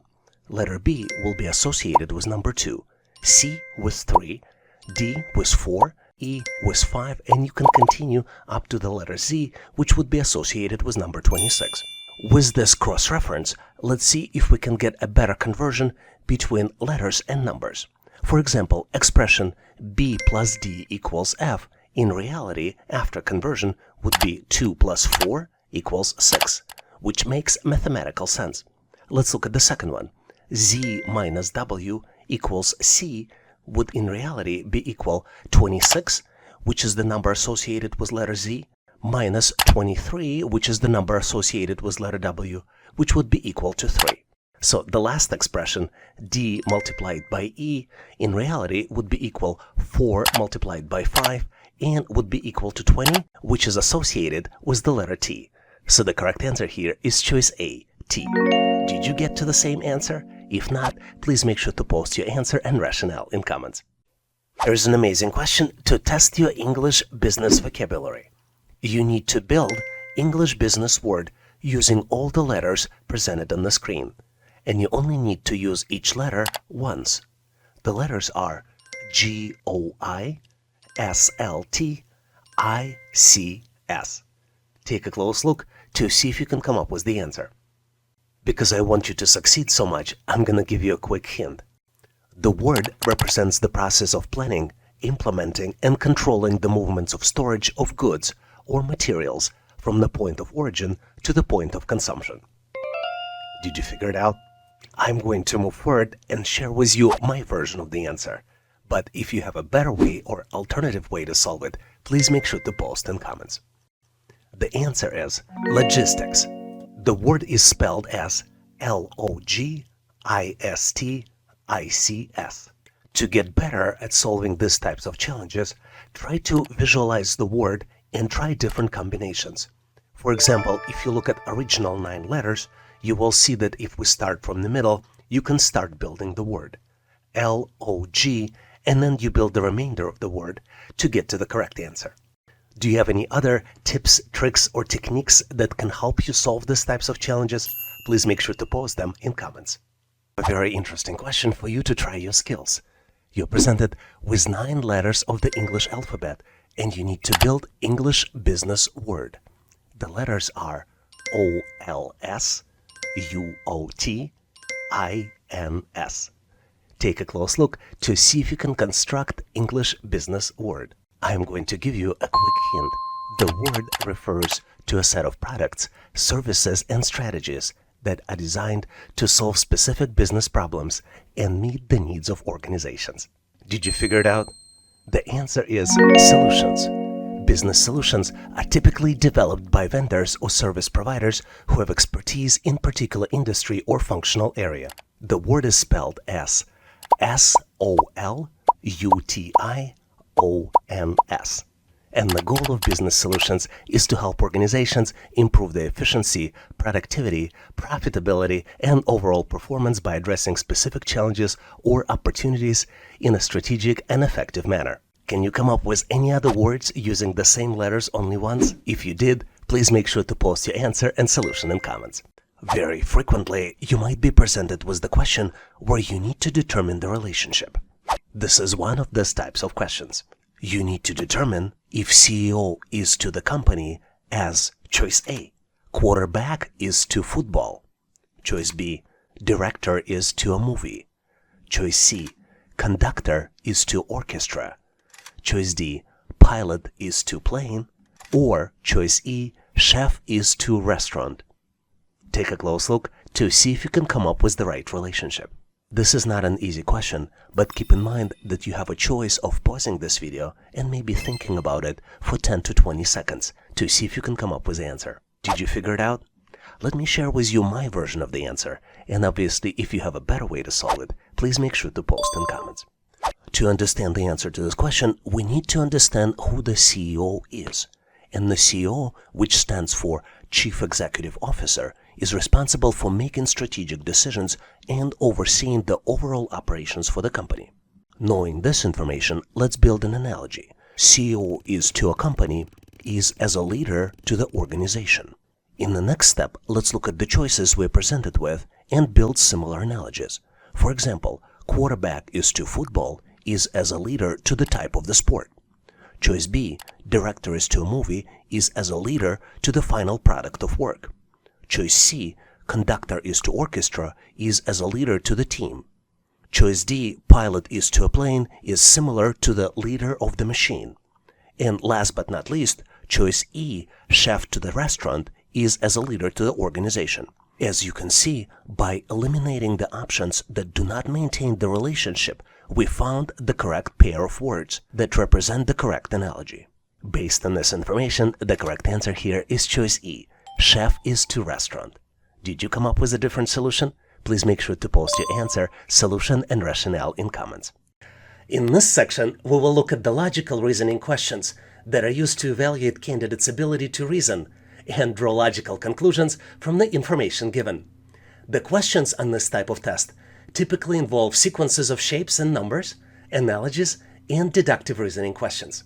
Let's look at some sample logical reasoning assessment test questions to get you prepared. One has to acknowledge that you need to think of this question as a puzzle pieces in the grand masterpiece of your skills.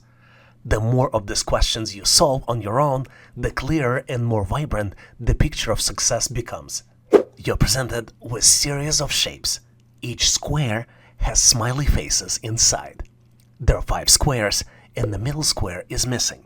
You need to select the answer for the missing square out of 4 possible choices. Choice A, B, C, and D. You might be thinking, and I totally agree with you, that this is a tricky question. And it is. But I want you to remember, you are not navigating this path alone. I'm here to help, as well as other subscribers on this channel. Whether you're a problem-solving expert or a newcomer, I have faith in your capabilities. Take a moment to gather your thoughts, tap into your imaginative side, and let's triumph over this challenge together. Your solution almost ready and is definitely within reach.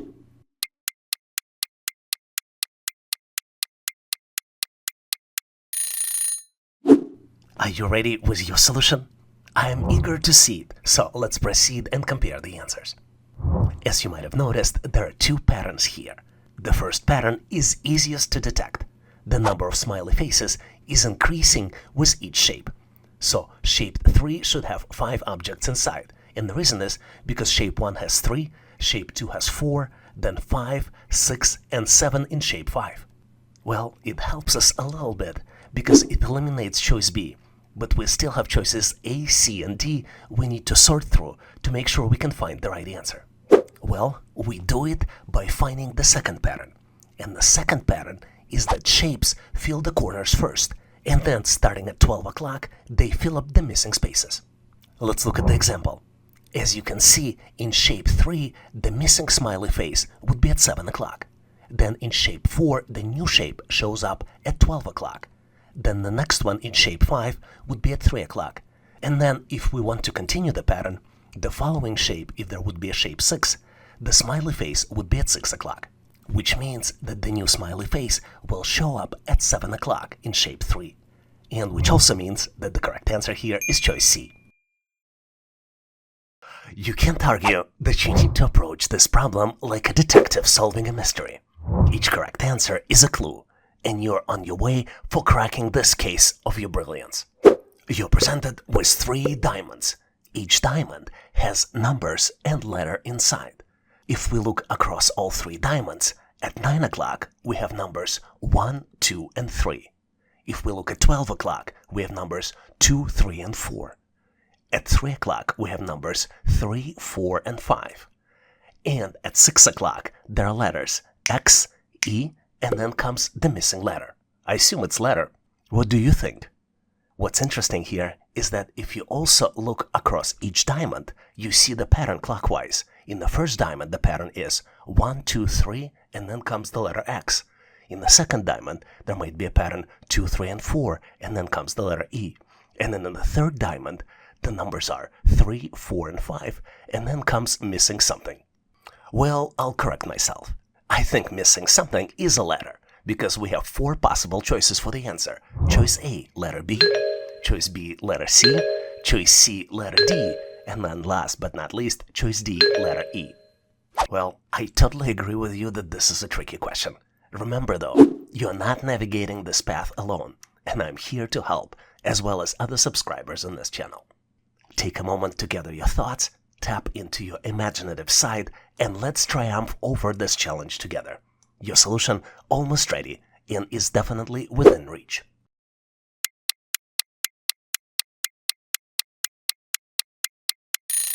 Are you ready to unveil your solution? I am eager to see it, so let's proceed and compare the answers. I think the pattern here is that the bottom letter is the last letter in the sum of all the digits.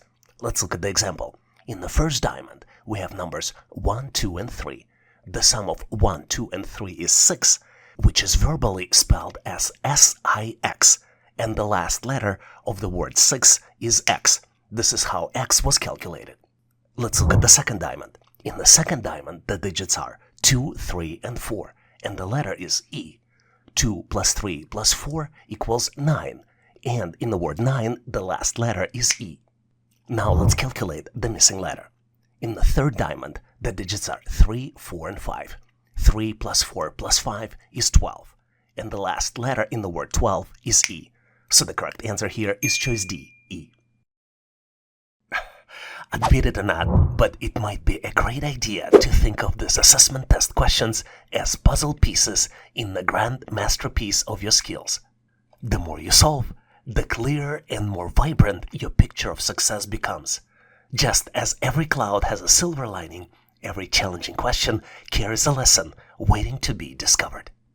You're presented with Matchstick Challenge. There is an expression. You need to move one matchstick to fix the equation. Current equation is 1 plus 2 equals 7, which is not mathematically correct.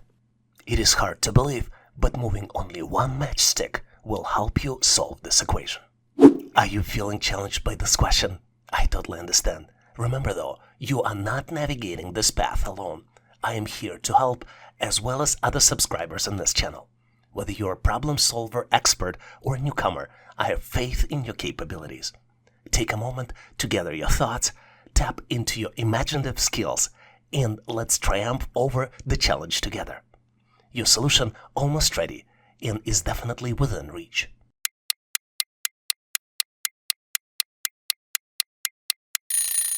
Are you ready? I hope you are. So let's move forward and compare our versions of the answer. To solve this challenge, let's first understand the rules on how to deal with these expressions. In matchstick challenges, less and greater signs are not allowed. You also cannot use not equal sign. For example, you cannot move one matchstick from the plus sign to create an expression 1 minus 2 not equal to 7. So now we know what is not allowed. Let's look at the tips how you can actually solve this challenge. Let's look at the two most important things. Number one is that moving one matchstick changes two elements of the equation. Source, where you took the matchstick from, and the destination. To solve it effectively, you need to envision the potential rearrangement of matchsticks and how they might alter the equation. There are three important rules there. Consider movement of matchsticks from the signs to digits and from the digits to signs. Consider negative numbers. And last but not least, consider which digits can be transformed. Speaking about transformations, let's look at some samples to help you better understand it. For example, you can build 7 from 1 by moving one matchstick from another item. Another example might be building 9 from 5 and 5 from 9 by moving one matchstick from another item. Do you know any other digits transformations? Please make sure to share them in comments so we can all learn. Knowing rules and consideration, it becomes very easy to solve this equation. We just need to move one matchstick from 7 and make 1 a negative number. The correct expression here is -1 plus 2 equals 1. It's hard to argue, but figuring out this question is like making a sandwich. There are a lot of layers, and sometimes all you need to do is just take a bite to understand it. But I feel what's easy to understand is that tackling this particular assessment test question sharpens your mind and fuels your love for challenges. You're presented with 4 expressions, and you need to sort the results of these expressions in descending order. The first expression is 1/5 plus 3/4. Second expression is square root of 1 minus 1/10. third expression is 1.2 minus 1/4. And the fourth expression is 0.9 multiplied by 1.1. Take a close look at these expressions, do the math, and then select your answer out of 4 possible choices. Choice A represents descending order as 1, 2, 3, and 4. Choice B represents as 4, 3, 2, 1. Choice C, 2, 3, 4, 1. And last but not least, choice D, 4, 3, 1, 2. Feel like you stumbled upon a tough one? Well, it's easy to understand that. But you're not alone in this journey. Whether you're a problem-solving veteran or a newcomer, I believe in your capabilities. Take a moment to reflect, tap into your creativity, and let's tackle this challenge together. Your answer is just waiting to be discovered.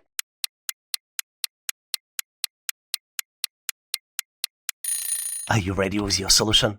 I hope you are, so let's move forward and compare our versions for the answer. The easiest way to solve this challenge is to complete the calculations and convert the results into the decimal system. In the first expression, to add these fractions, you need a common denominator, which is 20. So 1/5 becomes 4/20 and 3/4 becomes 15/20. 4/20 plus 15/20 equals 19/20 and equals 0.95. In the second expression, square root of 1 is 1. 1 minus 1/10 equals 9/10 and equals 0.9. A third expression can be calculated as 1.2 minus 0.25, and the end result of this would be 0.95. The result of multiplication in the fourth expression equals 0.99. Now it's time to do the sorting. Our highest value is 0.99, which is the fourth expression. Then we have two expressions with the same value. The result of expression 3, 0.95, equals the result of the expression 1, which is 19/20. And our smallest value on the list is the result of the expression 2, which is 0.9. What's especially interesting here is that even though results of expressions 3 and 1 are the same, the correct answer choice is only one, which is choice D, 4, 3, 1, 2. It's hard to deny, but understanding this particular question is like decoding a secret message. Once you crack it, you feel like a secret agent of knowledge. In fact, patience and mental skills that you're building by practicing this question is the key that unlocks the door to success in the assessment journey as well as in life. You're presented with 9 numbers and need to determine all prime numbers in this series.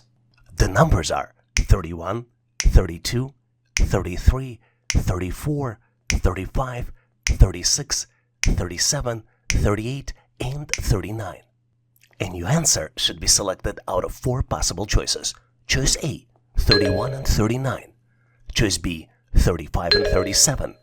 Choice C, 31 and 37. And last but not least, choice D, 35 and 39. Feel like you're stuck on a challenging problem? Well, you're not alone in facing this hurdle. I feel exactly the same way.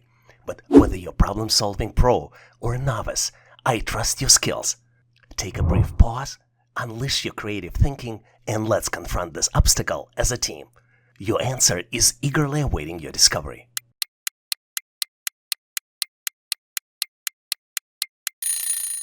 Are you ready with your solution? I hope you are, so let's move forward and compare our versions of the answer. Let's first understand what the prime numbers are. Prime numbers are natural numbers greater than 1 that can only be evenly divided by 1 in themselves, having no other positive divisors. The simple prime numbers are 2, 3, 5, 7, 11, and then you continue going up. What's interesting is that the prime numbers are fundamental in number theory and play a crucial role in various mathematical and cryptographic applications. To solve this challenge, we need to go through each number and check if it's divisible by any smaller numbers. Let's start with number 31 and see if it's divisible by any smaller numbers like 2, 3, 4, and so on. Once you do it, you realize that it's not divisible. We can even try a square root of 31 and only to learn that it's not divisible, which means that it is a prime number. 32 can be divided by 2, and the end result of this is 16, so 32 is not a prime number. Same with 33, it can be divided by 3. 34 can be divided by 2, 35 can be divided by 5, 36 can be divided by 2, 37 is a prime number. You can go through the same chain of exploration as we did for number 31. 38 is not a prime number, and 39 is not a prime number. So the correct answer here is choice C, 31 and 37. Here's an example of question some people might find challenging, but I'm pretty sure you, being a subscriber to this channel, will solve very easily. You're presented with the 8 sets of coins, and the 9th set is missing. You need to find and select the missing set out of 4 possible choices. Choices A, B, C, and D. Take a close look to see if you can come up with the answer. This problem is easier to solve than you think. The key is not to overthink it, so I'm moving forward to share with you my version of the answer. And obviously, if you have a better way to solve it, please make sure to post in comments. To solve this challenge, we need to calculate the pattern based on the 2 rows, let's call them row 1 and row 2, that do not have any missing items. One of the elements of the pattern here is that each row represents a standalone calculation. And if you count the coins in each row, you see that the number of coins decrements by 1 for each set when you go from left to right. Let's look at the specific example, and to make it easier, let's assign letters to each column in the set. We will have columns A, B, and C. Let's look at the first set in the row 1. When we start with the area A1, we have 10 coins. As we move to area B1, we have 9 coins. In the area C1, we only have 8 coins. So you see, this is how decrement by 1 works. Let's verify and confirm this pattern in the row 2. In the area A2, we have 5 coins. Then in B2, we have 4 coins. And in area C2, we only have 3 coins. But as you might have guessed, this is not the only pattern present here. To calculate next set from the previous set, we need to subtract lowest and rightmost coin from the previous set. Let's look at the example. In the set A1, the lowest and the rightmost coin is coin number 10. Then we go to set B1, and there is another coin that we're subtracting to calculate the set C1. Based on this information, let's calculate the final number. As we know, the first part of the pattern, the number of coins is decreasing. So from the first set, which has 6 coins, it goes to the second set in column B, which has 5 coins. We know that the final answer will have 4 coins. If we look at the possible answer, choices A, B, and D have 4 coins. So which one would you select? I think the right answer is choice B, because this answer is calculated by subtracting the lowest and rightmost coin from the previous set. So from my standpoint, the correct answer is choice B. Did you come up with the different answer? Please make sure to post your solution and rationale in comments. Here's another tricky problem which tests your critical thinking and analytical skills. You're presented with 8 objects, and object number 9 is missing. You need to find the pattern and select the 9th object out of 4 possible choices. Choices A, B, C, and D. Take a close look to see if you can come up with the answer. Are you ready? I'm pretty sure that by now you've identified the correct object, so I'm moving forward to share with you my version of the answer. And obviously, if you have a better way to solve it, please make sure to post in comments.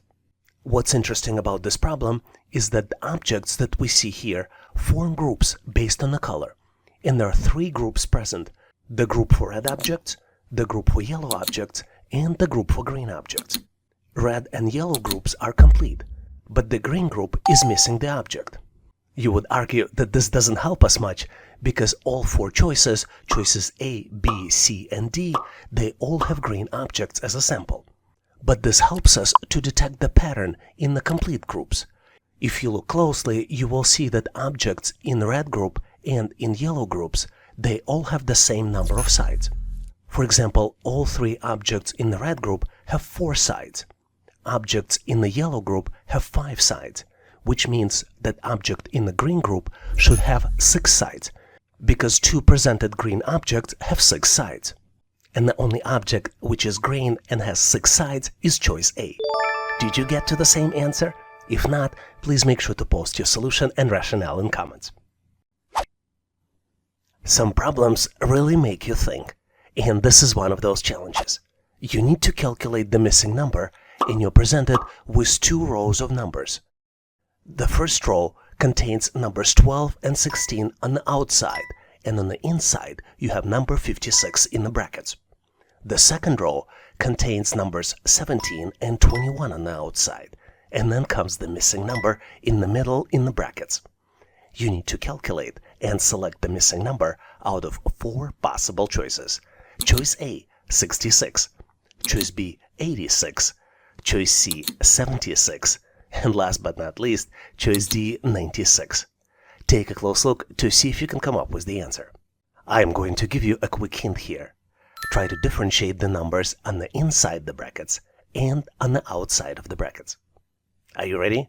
I hope you are, because I am moving forward to share with you my version of the answer. And obviously, if you have a better way to solve it, please make sure to post in comments. To solve this challenge, let's look at the first row. First row has the numbers 12 and 16 on the outside and number 56 on the inside the brackets. The pattern that you needed to recognize is that the middle number inside the brackets is calculated as double sum of numbers outside of the brackets. Let me show you the example. For example, 56 is calculated as 12 by 2 plus 16 by 2, which would result in 24 plus 32, which would be equal to 56. Same way, the missing number can be calculated. 17 multiplied by 2 plus 21 multiplied by 2 would be equal to 34 plus 22 and would be equal to 76. Did you get to the same answer? If not, please make sure to post your answer, solution, and rationale in comments. Here's a puzzling question for you, but I have full confidence that you can solve it quickly. You're presented with 4 by 4 matrix, and the numbers are, starting in the upper left corner, 9, 8, 3, 4. The second row numbers are 2, 9, 2, and then comes the missing number. The third row starts with 4, 6, 2, 0. And last but not least row is 7, 6, 2, and 6. You need to calculate the missing number, and you have 4 different choices to select from. Choice A, 2. Choice B, 5. Choice C, 6. And last but not least, choice D, 7. Take a close look to see if you can come up with the solution. Did you get to the right answer? I hope you did, because I'm moving forward to share with you my version of the solution. And obviously, if you have a better way to solve it, please make sure to post in comments. You're probably tired of hearing this on this channel, but to solve these types of challenges, you need to detect the pattern. And the pattern here is that the last 2 digits are equal to the sum of the first 2 digits multiplied by 2. Let's look at the example. The first row contains numbers 9, 8, 3, 4. And the expression here is that 9 plus 8 in parentheses multiplied by 2 equals 34. Based on this logic, the third number would be 4 plus 6 in parentheses multiplied by 2, which would be equal to 20, which represents the set of numbers 4, 6, and then 20. And then the last row would be 7 plus 6 in parentheses multiplied by 2, which would be 13 multiplied by 2, which would be equal to 26. So the missing number would be calculated as 2 plus 9 multiplied by 2 equals 22. So the correct answer here is choice A, 2. Did you get to the same answer? If you didn't, or maybe you got to a different answer, please make sure to post your version in comments. Here's a very interesting question which might make you think, but hopefully you will get it very quickly. If 5 people can sew 5 shirts in 5 minutes, how long will it take for 100 people to sew 100 shirts? You're presented with 4 different choices. Choice A, 500 minutes. Choice B, 100 minutes. Choice C, 5 minutes. And last but not least, choice D, 60 minutes.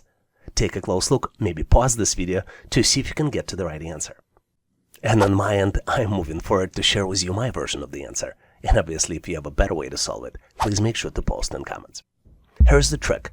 If 5 people can sew 5 shirts in 5 minutes, we can say that 1 person can sew a shirt in 5 minutes. Now, if 100 people work together, their combined productivity will be 100 that of 1 person.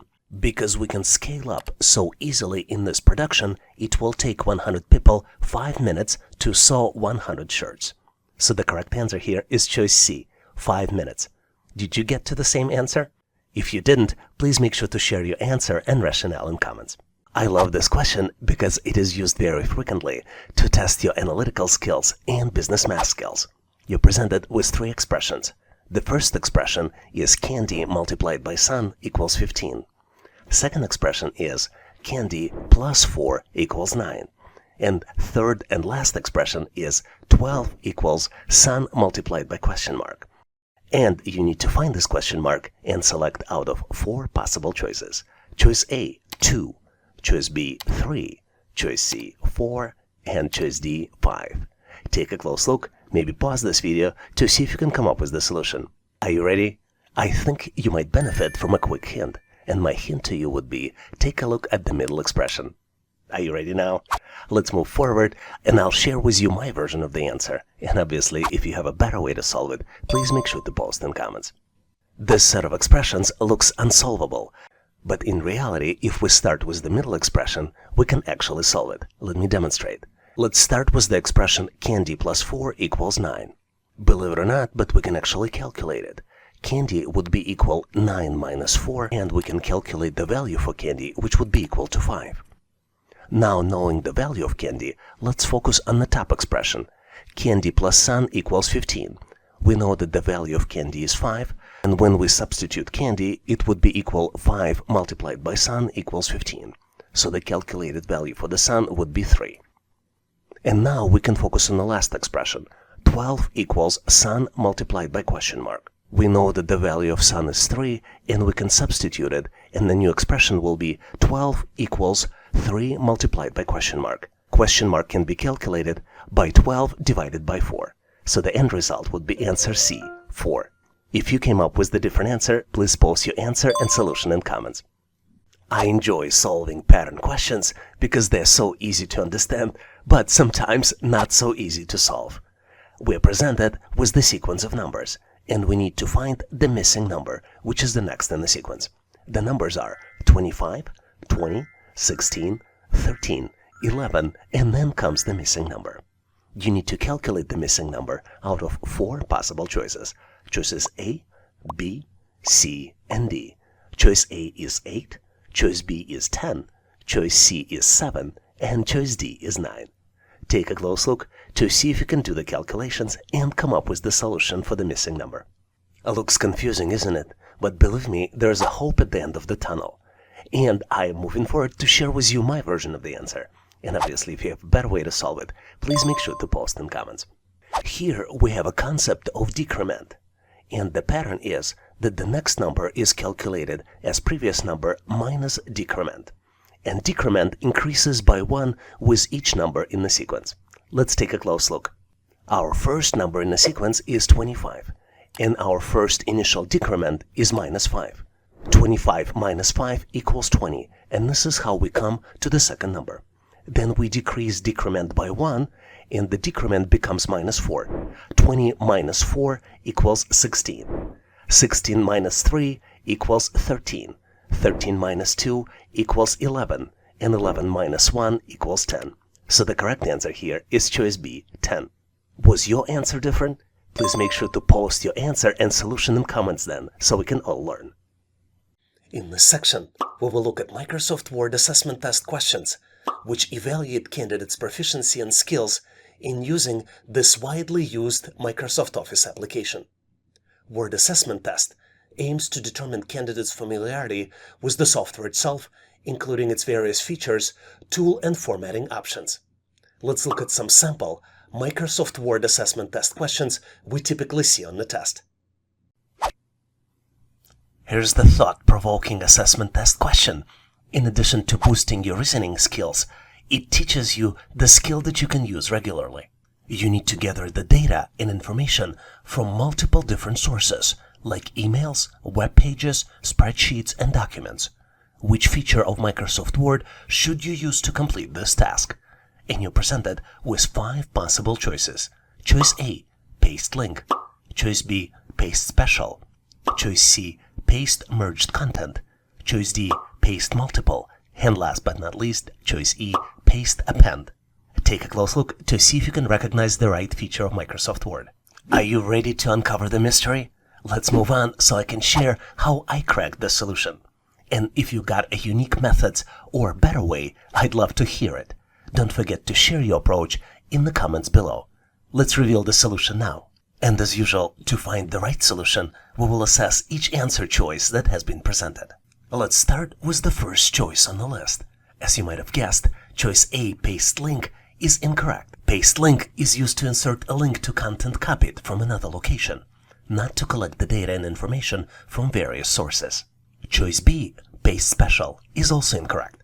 Paste special allows you to choose specific formatting or data types when pasting content, but it's not the appropriate feature to collect data from various sources. Both choices C, paste merged content, and choice E, paste append, are not correct options either. Both of them are not the standard features of Microsoft Word and are not relevant for collecting data from various sources. Which leads us to correct option, choice D, paste multiple items from clipboard. This is the correct option. Paste multiple items allows you to paste multiple pieces of content that has been copied to the clipboard, making it an efficient way to collect the data and information from various sources. Let's look at how this feature works in details. For example, you might be working on the product catalog and your information is located in different sources, like this Word document, and some information might be stored in the email message you just received. You need to copy and paste multiple pieces of information into the product catalog Word file. To do this, let's check the clipboard settings by clicking on the Clipboard Details button. As you can see, there is nothing currently in the clipboard. Let's check the options on how we can collect the data. To do this, let's click on the Options button, and you see that the clipboard will collect without showing any Office clipboard. You can also choose options Show Office clipboard automatically or Show Office clipboard when Ctrl+C pressed twice. Let's copy the product description from the Word file. To do this, let's select the description and click Copy. Now let's copy product image and dimensions from the email. To do this, let's select the image and click Copy. Then let's select the dimensions and click Copy again. Now it's time to come back to our Word document. We're back to the product catalog, and as you can see, there are 3 items in the clipboard now. We can paste them one by one. Let's put the cursor where the description is and select on the description to paste it. Now let's move to the dimensions section and we can paste the dimensions in here. And last but not least piece is the image. We put it as the first item in the product catalog. The only thing is left is to change how the image is shown. We click on the layout options and select the tight option for the text wrapping. Here's the very stimulating assessment test question. It boosts your analytical skills and enhances your ability to approach complex problems using Microsoft tools very effectively. You need to create a report by selecting specific short snippets of content from larger Microsoft Word document and adding them into the report. Which word feature is the most effective for this task? You're presented with 5 possible choices. Choice A, styles and headings. Choice B, navigation pane. Choice C, spike. Choice D, find and replace. And last but not least, choice E, table of content. Take a close look, analyze the question, and select your answer. Are you ready to compare solutions? Awesome! Let's now transition into revealing the answer. I'll share with you my take on the solution, and if you come up with the different or perhaps more efficient approach, feel free to drop it in comments below. Let's explore the solution together. To get to the correct answer, let's review each presented option individually. Let's start with the option A, styles and headings. As you might have guessed, this is an incorrect option. While styles and headings are useful for formatting and structuring a document, they don't involve selection and reallocation of specific content, making them less effective for this particular task. For very similar reasons, choice B, navigation pane, is also incorrect. The navigation pane is helpful for browsing and organizing the document, but unfortunately this option does not specifically involve cutting and pasting of selecting content, making it less suitable for the task described. Choice D, find and replace, is also incorrect. The find and replace option in Microsoft Word is used to search for specific text and replace it with other text, but this option does not involve the selection and reallocation of content. And as you might have guessed, choice E, table of content, is also incorrect. Table of content is a very useful feature in Microsoft Word, and it is used for creating an organized list of headings and subheadings in a document. But unfortunately, it is not intended for selecting and moving specific content within the document. Which leads us to choice C, Spike, which I believe is correct. Spike is an unknown feature in Microsoft Word which represents a storage similar to clipboard. The storage is designed to cut multiple blocks of text or other content and paste them elsewhere in the document or into another Microsoft Word file. I think this is an efficient tool for selecting a specific content and organizing it within the report. Let's take a close look to see how Spike feature works. You are presented with the text that contains multiple paragraphs. You reviewed the text and you determined that selective sentences in this text are very good content for the future report. To select the text for the report, you need to select it and then click Ctrl F3. This cuts the text and puts it into the Spike. Let's do it for a couple other sentences that might be useful for the report.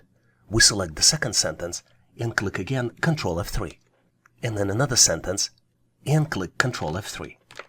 Now let's switch to a new Microsoft Word document so we can paste the content. There are multiple ways to paste it. Let's go to Insert tab, then navigate to Quick Parts, Auto Text, and this is where you see the content of the Spike, and by clicking it, you will paste it directly into the new file. Let's undo this action, and I'll show you the quick shortcut that allows you to do the same thing. You can click Ctrl-Shift-F3, and it will paste the text directly by using the shortcut in the keyboard. So the correct answer here is choice C, using Spike feature of Microsoft Word. If you came up with the different or perhaps more efficient approach, feel free to drop it in comments so we can all learn. Let me share with you a tricky question we see on the test more and more often. To prepare a sample file for an employee training session, you need to generate unique text for each student in the class using Microsoft Word. What is the best way to do it? And you're presented with 5 different options. Choice A, use word formula. Choice B, copy and paste. Choice C, auto text and building blocks. Choice D, autocorrect. And last but not least, choice E, mail merge. Take a close look to see if you can come up with the solution. Tricky question, don't you think so? Well, I think I know what my answer is going to be, so I'm moving forward to share with you my version of the solution. And obviously, if you have a better way to solve it, please make sure to post in comments so we can all learn. To answer this question, let's analyze all the options to understand why they might be incorrect.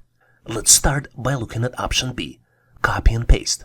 It is true that you can generate new text by copying content from another document or another source, for example, website or another Word document, and then pasting it into your Word document. You can use Ctrl-C to copy and Ctrl-V to paste. However, this option is not ideal for generating unique text for each student and may pose copyright issues. I think option C, auto text and building blocks, is also incorrect. Microsoft Word has a feature called auto text. It is also called building blocks in the new versions. And this feature allows you to store and insert frequently used text or context snippets with just a few clicks. While it can be convenient for inserting predefined text, it does not generate unique text for each student. Choice D, autocorrect, is also not a good choice. Autocorrect is the feature that corrects common misspellings and can be used to create shortcuts for longer phrases. But unfortunately, it does not generate unique text for each student. I think mail merge is also incorrect. Mail merge is useful for generating customized documents by merging data from spreadsheet or database into predefined templates. However, it's not suitable for generating unique text for each student for the training session. Which brings us to option A, use word formula. Microsoft Word has a formula called RAND, and if you type it and hit enter, by default it will generate 5 paragraphs of 3 sentences each. This cool feature is also called placeholder text. The generated text is localized for your language selection. What's interesting is that the text is localized for your language selection on your computer. To customize your text, you type RAND and enter number of paragraphs and number of sentences, and then hit enter. For example, if you type RAND 7, 5, it will generate the text for 7 paragraphs with 5 sentences each. You can also use lorem function to generate non-localized pseudo-Latin text in Microsoft Word. What's amazing about this question is that you will not just learn the answer, but you will also learn about new features of the application. Here's the question. You're collaborating with colleagues to create the final version of Microsoft Word document. Multiple versions of text exist, and you want to preserve each version. Which word feature is the most effective for this task? And you're presented with 5 possible choices. Choice A, File Properties. Choice B, Hide Text. Choice C, Document Comparison. Choice D, Comments. And last but not least, Choice E, Track Changes. Take a close look to see if you can answer this question. I think I know what my answer is going to be, so I'm moving forward to share with you my version of the solution. And obviously, if you have thoughts or different feedback or suggestions, please make sure to post them in comments. To get to the correct answer, let's analyze each option to determine if it is correct. Let's start by looking at choice A, File Properties. I think using the Properties features in Word, you can add version information, comments, or other metadata to the document's file properties. I think this is a helpful feature to manage different versions of the document, but it does not preserve the text itself. So I think this is an incorrect choice. Let's look at choice C, Document Comparison. I think this choice is also incorrect. Microsoft Word offers a built-in document comparison feature, which allows you to compare 2 versions of the document and highlight differences between them. While this is helpful for tracking changes, it doesn't directly preserve multiple versions of the text within the same document. I think choice D, Comments, is also incorrect. You can insert comments at specific points in the document to provide feedback or suggestions. Comments serve as annotations, but don't preserve distinct versions of the text itself. And I hope it doesn't come to you as a surprise that choice E, Track Changes, is also incorrect. This feature of Microsoft Word records edits made by collaborations and facilitates reviewing and accepting or rejecting changes.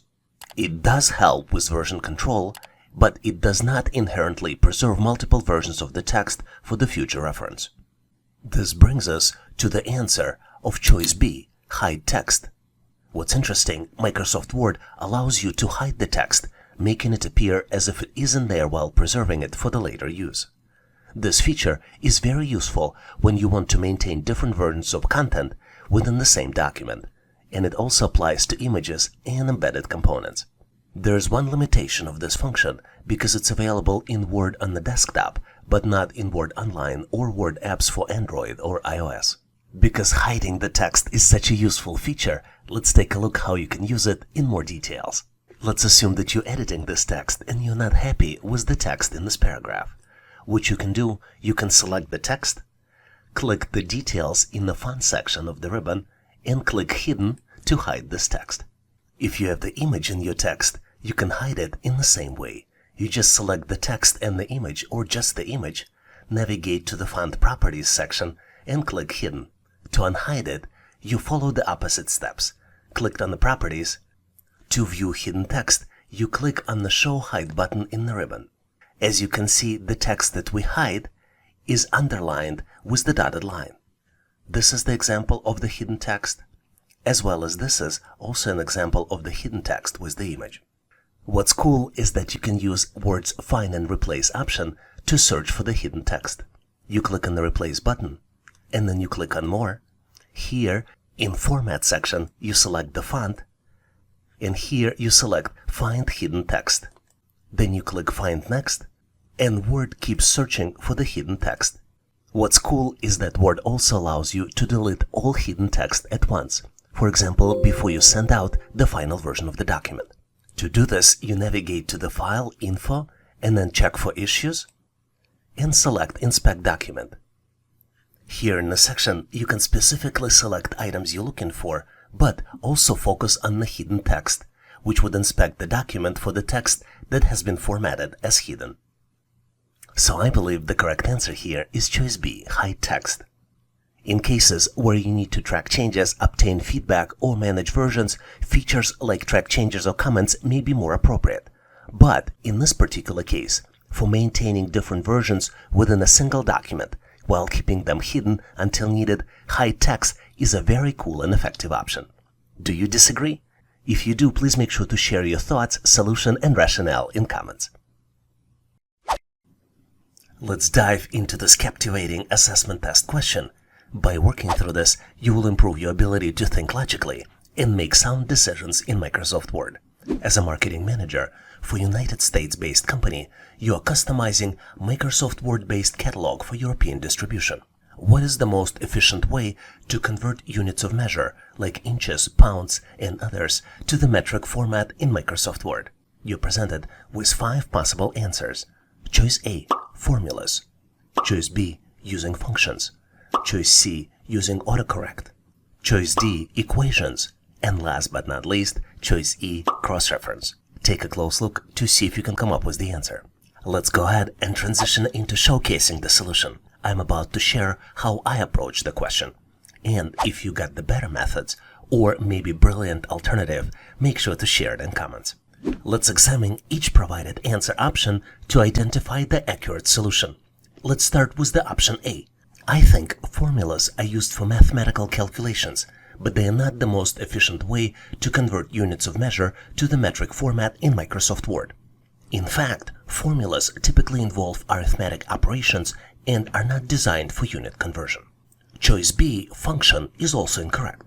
The term function in this context is vague and doesn't directly relate to converting units of measure to the metric format. It does not align with the most efficient methods for this specific task.